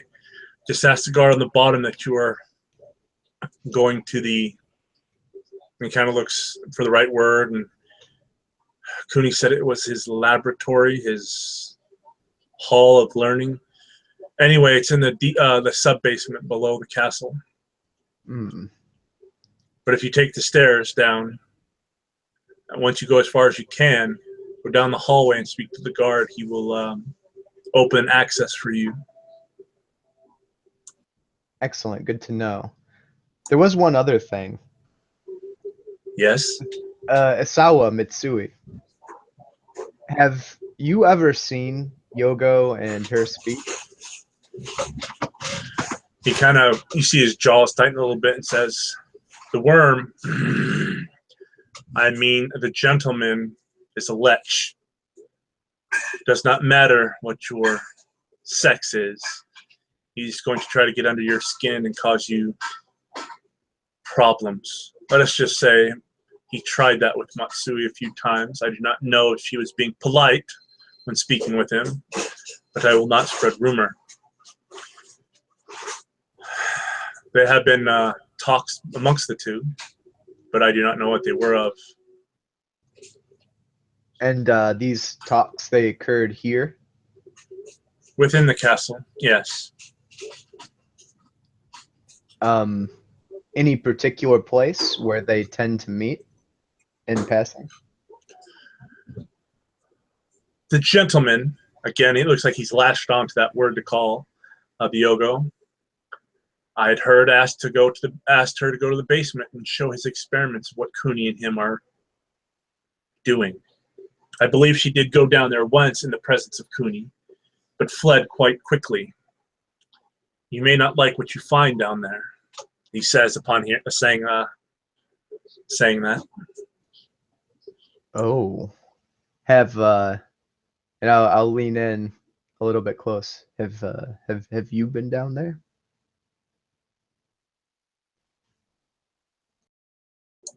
As one of my shifts, I was there to assist the Cooney. It is interesting on what they do, but quite. And he looks at you in your clean kimono. It may be beneath you, but be careful. Okay. Well, that's all I really needed. I really appreciate that. That information is going to help me quite a bit. Of course. He kind of snaps to a little bit. And I'll give him a nod and say, thank you for your time. He bows. Bow as well. And I'll start trudging down the stairs to try to go to the other guard at the bottom. Okay. And as you make your way downstairs and you make it, you see that long hallway. It's all stone. And you walk down to approach the guard, and we'll cut there and go to Miramoto. Miramoto, you've just left Ide, and you're heading up to the second floor when you are stopped by Shishiro Sako. That's the scorpion girl that you talked with. As you're kind of going over to the unicorn side of things, she kind of stops you between a doorway and stuff and says, Miramoto-san, it is nice to see you again. Ah, hello there. Yes, likewise. I have questions that I would like to ask you if you have the time. How much time do you think it would take? My questions are quick. And she kind of lets her perfume wolf around. It looks like she's kind of found some of your triggers. And it's very, very nice smell. And she says, your friend, Ide Kampachi-san, he said he was sick. What does his parents think? I'm sorry, yes, Ide, what of his parents? Now Um, leaning close, breathing in deeply. she kind of leans in like she's a conspirator with you and says, Ide, what is not married. He's quite a beautiful man. And the honor of Topaz Champion sharing with yourself is quite grand. And I was wondering, his parents, and she kind of looks kind of down, kind of shamefully, and says, what are the name of his parents? I wish to make contact with them. My father is going to assist me in making arrangements. You still smell the sake on her breath. Out of character, I don't know the names, but I would, of course, Miyamoto would know them. And he'd give the names, but he'd also be like a little, almost like a question, like isn't it easily known? Like, these are the names. Oh, no, there we go. Tomo and Suzy Maya. And your character would know. You think they should know this. Your dad is the daimyo, the clan champion of the drag. No, he's not the clan champion, but he's the head of the family for the Miyamoto. Tagashi is the clan champion. And you think they should know, but Ide's dad is not as high ranking as yours. And so either she's drunk and couldn't get it out right or whatnot, but you know you're not going to acknowledge her or state. And she's like, oh, thank you. I will be in contact. I'll be in contact with his family. I believe his uncle and aunt are here. Wasn't his cousin the one that won the dance? And you notice that she says that a little heatedly. Oh, yes, you're quite right. Quite right. I hear she's quite hot. I believe Kage-sama himself said she was a fire most hot in between. And she kind of looks down at your crotch and back up at you.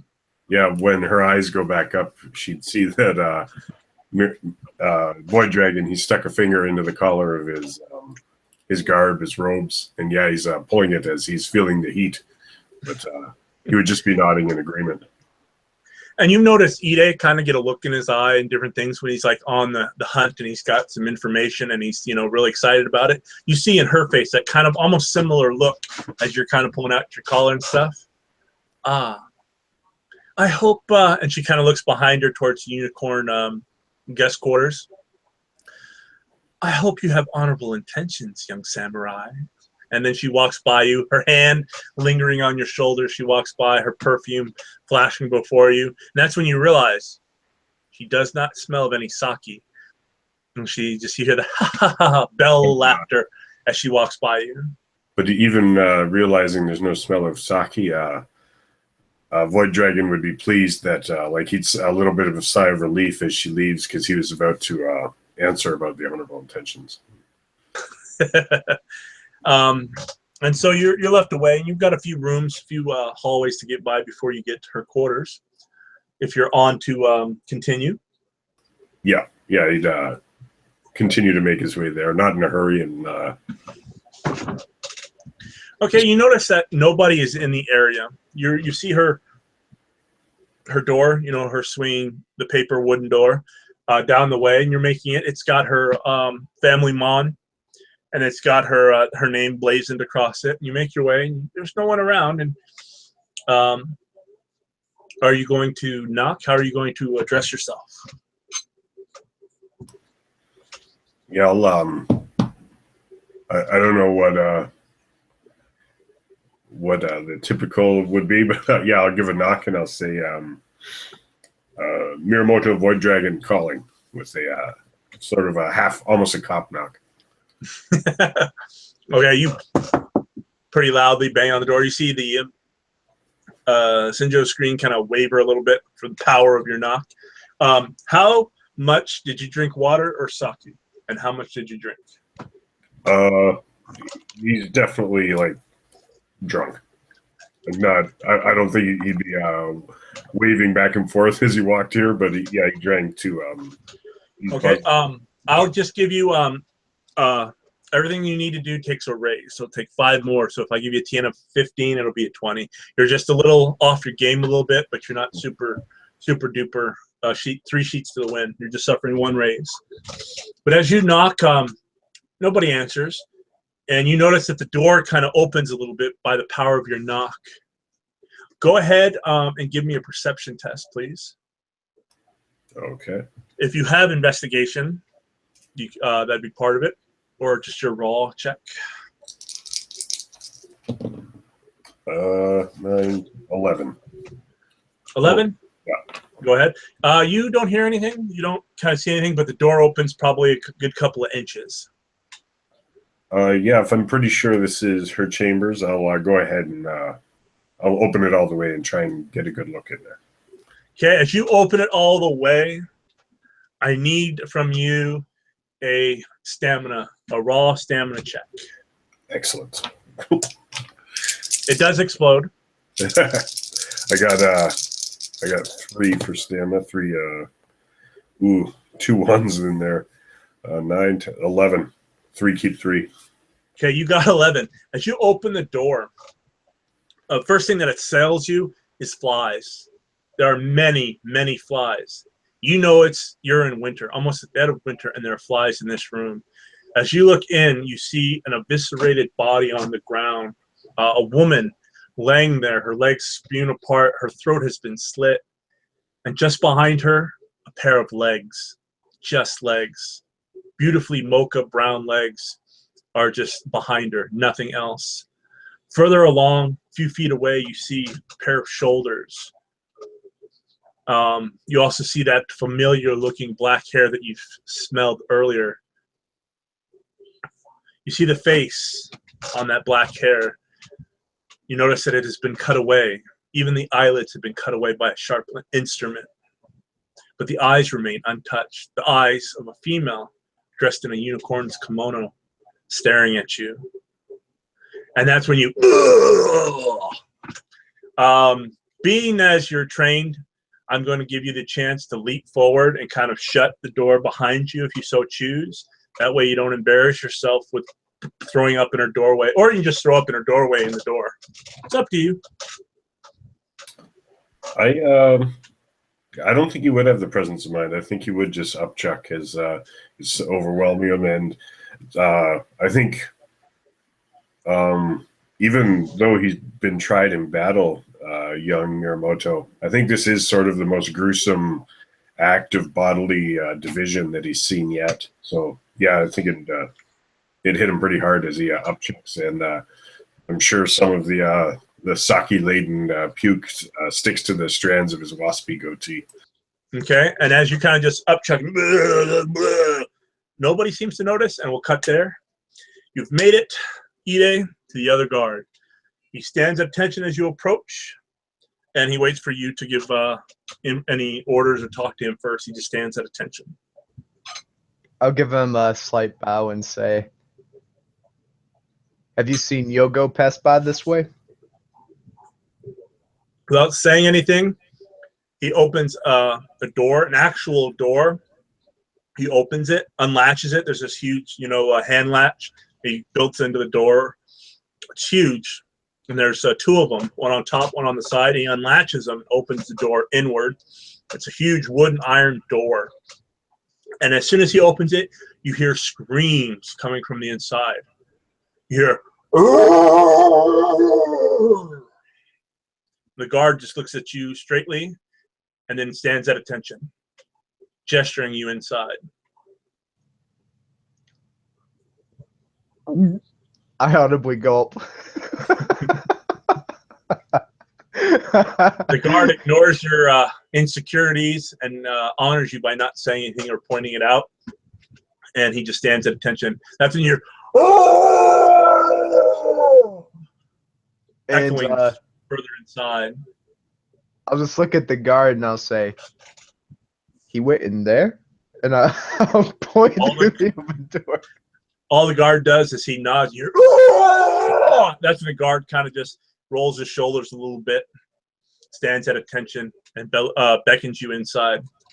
Okay, thank you. And I'll give him a little bit of a bow again and walk in. As you walk in, he shuts the door behind you. There are torch scones hanging upside so you can see, but not very good. They're at great distances, so you get patches of light. And about 6 or 7 steps in, you feel squishy. You feel crunchy, squishy, crunchy with each step. Now let me ask you, did you wear any covering, or were you barefoot in your sandals? When you inside, you have to take your sandals off. So are you barefoot, or do you have leg coverings like socks? I'd probably have leg coverings. Okay. You just hear squish, squish, squish. First step. And then you hear crunch, crunch, squish. Next step. You feel something filling in your coverings. Your toes got this gross, slimy feel to them as you're taking steps. Do you continue? Can I see the floor? Can I like see what's on it? You'd have to take another probably 5 or 6 steps in either direction to grab a torch and look down. It's really dark from where you're at, the vantage point that you have. And you'd have to really get close to kind of see. And the entire time I've been in the castle, have I been forbidden from wearing a weapon? You have your wakizashi. Just my wakizashi, okay. Yeah, it's an honor thing as well. You're putting your trust into your host, which is Kasada. But again, you're in Crabland, so if you wanted to walk around, it would be a little weird.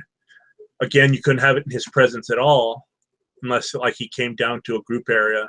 Like say he came down to give quarters something, then you could still have your wakizashi. But you had a meeting with him, and they told you demanded, but you could walk around. And then let's say that they're expecting a battle or something from the Shadowlands, then you would all have your weapons on you. Your katana, your saber, whatever else, if it was battle ready. But since this is court, nothing's happened, you're expected to just have your wakizashi. If I really wanted to, when I was like out here on my own, like walking around, I know it would probably be like a faux pas, but would it be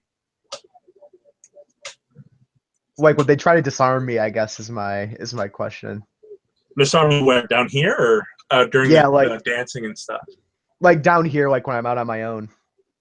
No, they'll allow you to have your wakizashi. If you wanted to go back before you came down to get your saber, then yeah, it's kind of a faux pas. People would start questioning that, and rumors would start spreading. Why are you carrying around a weapon under Kasada's house while there is no actual reason to have one? All right, so I will. But if you want to have that, if you spend a void, I'll allow you to have just said screw it, and you'd gotten it before you got down to this point. No, I wouldn't. I don't think I'd risk the faux pas if it's a faux pas. Yeah, it's a big one. I'll put my hand down to my wakizashi hilt and just shake my head, knowing that this is what honor demands, and I'll keep walking forward. Okay, as you walk forward, I imagine you're looking down now that you can see, and you're taking kind of like a left turn, and that's when you get more light and you can look down. It looks like you're stepping on guts, bones, bugs, and other kind of offal on the floor. And as you get closer and your eyes kind of take in everything else, you kind of look around. It looks like you see the Yogo and you see the Kuni, and it looks like they've got someone crucified along a wall, a stone wall. You're kind of in a cavernous part of the basement, and this person that you see, this huge, it could be a crab, Hida, and he's against the wall, and it looks like he's been crucified to the wall. He's got huge nails in his hands and his feet and everything else. And as you turn around and they're talking, and that's when you notice horns protruding from his forehead. He's got big tusks for teeth. Do you have any Shadowlands knowledge? I have Sage, so I would probably have lore. You can have it is Shadowlands lore. Go ahead and roll it. Okay, then I have pretty decent. Oh baby! Oh my god, dude! This is oh my god! This is one for the fucking ages. So, 6. Okay, so that is 75. 75. You look at it. That's not man. It is called a Lord Troll, and they've got him. He's viscerated. They've opened up his chest, to his groin, and they're pulling out his organs. They're pulling out bones. They're cracking his rib bones. But he's open. His entire chest and his stomach are open. They're taking out bits of his stomach, watching him heal up. It looks like the Cooney is taking a scalpel to this guy, but instead of like steel, it's jade. You think of Superman, you know, versus Batman when they cut into the general. That's what they're doing to this troll, cutting out bits and parts of him. And as you look down, the floor is covered with large insects and body parts. It looks like they've been doing this for hours, but it's just covered. The floor is covered in this stuff, and you're stepping in it. And they're stepping in it, and they're just. It looks like the Cooney's bathed in this gore and this ichor. He's got, instead of like a lab coat or a kimono, it looks like a lab coat, and it's just covered in filth and shit. As they're dissecting this troll, and they don't even notice you. That's when you look down and you notice that your stockings are all filled with gore, that you've been stepping on this, and probably insects in this guy's body and different things that have been going around. But you're stepping on all this gore. You know you got to hit a shrine and get cleansed. But the whole ground is covered in this filth. All right. I've felt some, I mean, nothing like this obviously, but you know, I'm not one to shy away from a little bit of dirtiness even when it's forbidden. So I'll call out to him since they haven't seen me. Hey, who are you gonna call out to? Are you the two of them, Takuni and Yogo? And I'm gonna say, hey, are you decent? The Cooney continues. Looks like he's got this troll's heart in his hand, and he's pulling on it. So you notice it. Just think of like Christmas lights as you pull a bundle, and they kind of separate a little bit, and you see the arteries and the veins kind of pull a little bit down too. And it looks like he's trying to take out the nervous system of this troll, and he kind of lets it go to hang there, and it slowly starts to heal itself, bringing the heart back. Yogo turns and says, and you see his face, and he's, ah, yes, the Emerald Magistrate has come down to look at our experiments, Cooney. Isn't he pretty? And he kind of makes a wobbling step to you. Oh, well, thank you. I mean, I do have exotic features. This part. Oh, wait a second. And I'll narrow my eyes and say, you acting like this isn't a very big deal. You have a lot of people down here? You see, Yogo says, what do you mean, pretty one? Do you mean that I bring all my lovers down here? And he looks at you. And that's when you kind of notice, as he says that, and he kind of shook his head, you see pock marks on his chin and on his neck. And then you see that veil, part of his mask covers it back up. But you see like age spots and pock marks, covers back up. Well, aren't you the perceptive one? I guess that is what I meant. Do you ever come down here with Mitsui? Mitsui? Pretty girl. It is a good thing that Kagi got her before I. If you wish to know anything, there are gifts I wish from you as well. You know, if you want to know more, I know more. But give and get and give. Yes. And he kind of looks you up and down. Now you're kind of feeling a little, it's like, wow, you've kind of seen Void Dragon kind of scope out chicks this way when they're not looking. And he's like just staring you up and down like you're man meat. Stares at your crotch for a little bit and says, you give, I get. I get, you give. And what exactly is it that you want to get? Very pretty, very pretty. What type of answers do you want? That takes the type of things I want.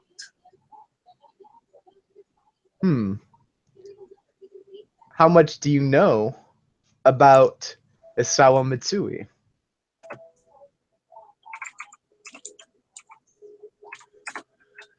I know lots. I know she is the Phoenix daughter. She brings a lot to the crab in wealth. What else would you like? You want secrets? No? And he kind of looks you up and down again. We'll take more than just that.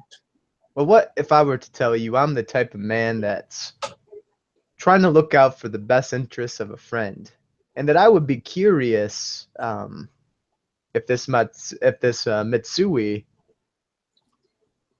has anything that would jeopardize another man having his name connected to her. Go ahead and roll me courtier and tell me what you get. He's gonna have to match it or beat it. Actually, he's gonna have to beat it. Basically, he's gonna try to pique what you just said. Okay.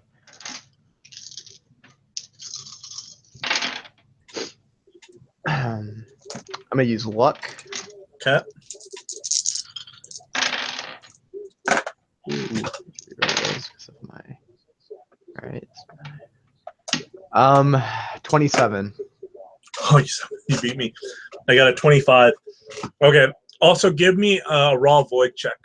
Just a raw void roll. Tell me what you get. And that's just roll my void. Yep, just your void. And does it explode? Yes, it does. It did not explode. I got a 10. Okay, that's high enough. When you're talking with him and he's looking at you, you feel as if the shadows kind of reach for you. You don't see him reaching for you, but you just feel. You didn't roll high enough to really get it, but you just, that uncomfortable feeling. You probably watch Taps or Ghost Hunters, and they say, oh, I walked into the room, it's EMPs, driving me crazy, making me a little jittery. And you feel that just for a brief moment, and then it just backs away, and he goes, well, I'll require, and he points at your obi. Now, your obi is that big sash that keeps your kimono together. I require that for the answers that you seek. For the first answer, that is. You require it how? I want it off your body and in my hands. For what purpose? That's the trick. I do not know the purpose of the information you want, and you will not know the purpose of the item I want. But I would like your obi. It is quite beautiful, like you. And he kind of takes a step forward, and you see the feverish eyes looking at you.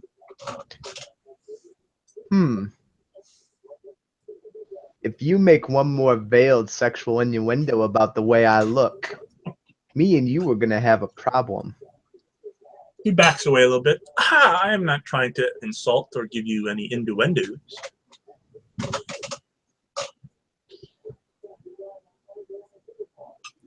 And he bows and low, but he doesn't say anything else. He's just looking at you. And how low does he bow? If you wanted to, you could take his head. He bows low, but he was looking at you as he's bowing, but it's very low. You don't know if that's the cataracts in his eyes while he's looking at you or the arthritis in his back. But he's kind of looking at you, and he's like, waiting. Doesn't stand back up. He's at that bow, and you see now that he has a little hunchback on him. All right, so when he bows low, I'm going to appraise how much respect he's going to give me, and I'm going to say I'm lower. He looks at you, turns his head, and bows probably another 3 inches.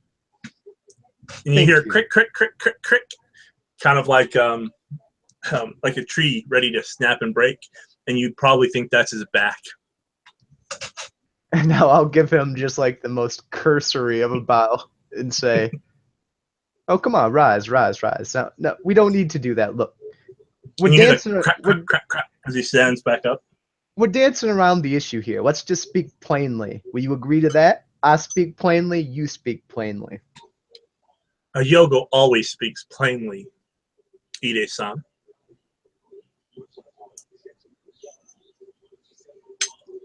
And now I'm really just going to stare at him.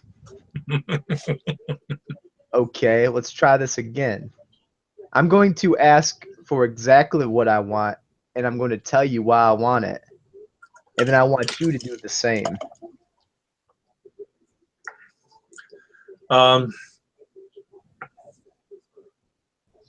He kind of bows a little bit and takes a step back.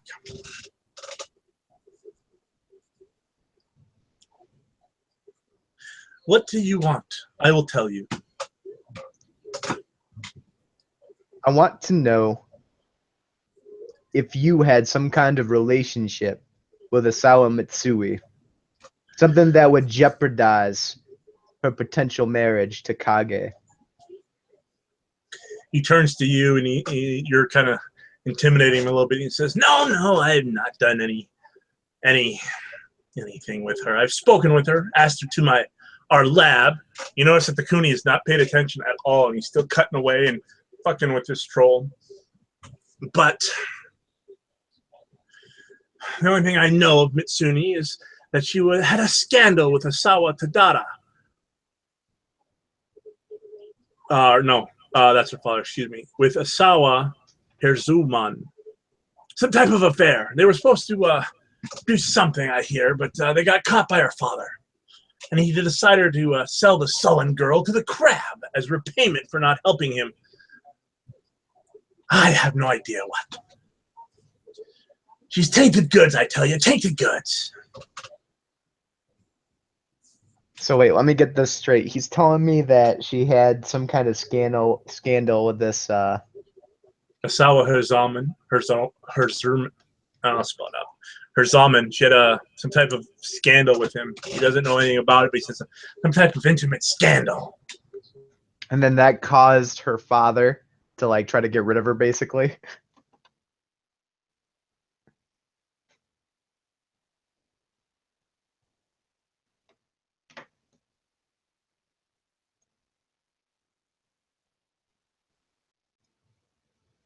Oops, sounds like this went dead.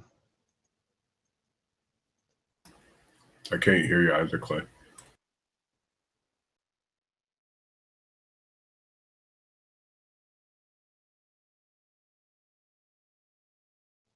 That would have been funny if I would have just chopped his head off. Release this troll.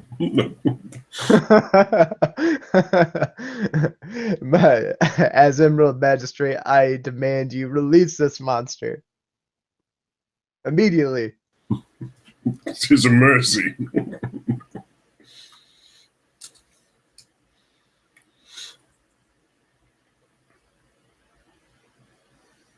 This Yogo guy's a little freak. I love how they're just like fucking taking all the bits out of this troll and just letting them regenerate. It's busy work if I've ever heard of it. I dig it.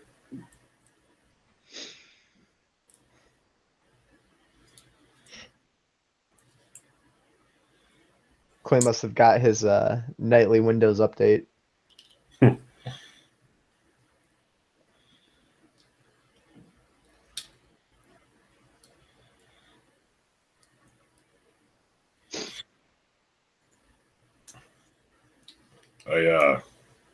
I just watched this show called Taboo.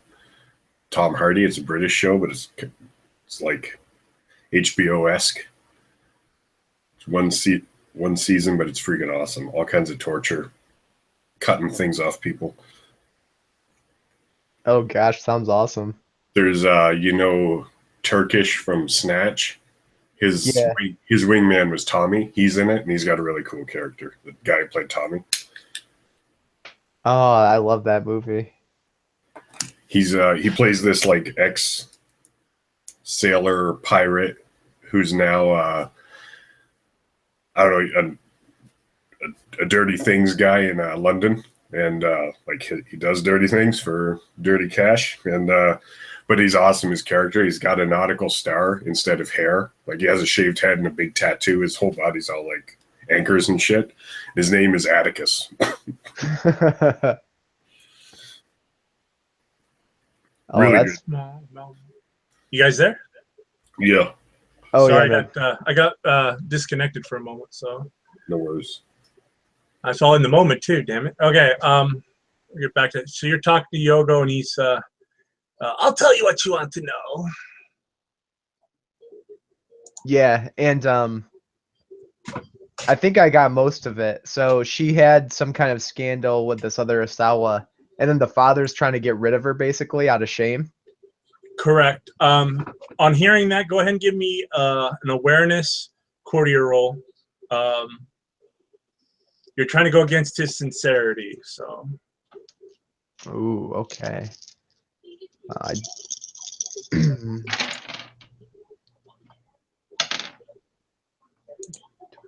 27.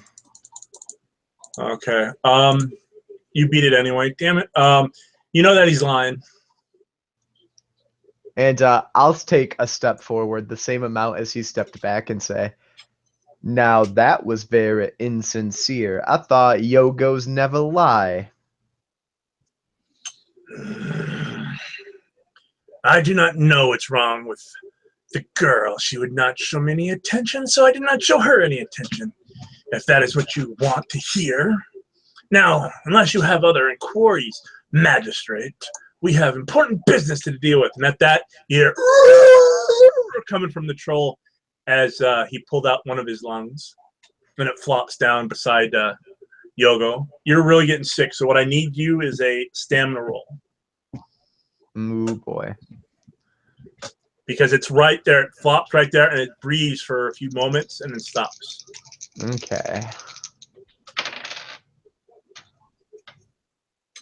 I rolled a 10. You're going to get bile in your mouth, but you don't throw up yet, but it's right in your mouth. I'll bring my hand up to my well-groomed goatee and put it over my mouth and hold for a second and say, there's one more thing. Yes. Shishiro, the scorpion. What about her? What's your relationship with her? I tried to court her at one time. I was going to have her as mine, but policy, it was not meant to be. Well, that was the last question I had, but at least of a serious nature. But let me ask you this just out of curiosity. Have any of your courting relationships actually worked? You notice he gets a little fury in his face. His hands, like claws, kind of come up to adjust his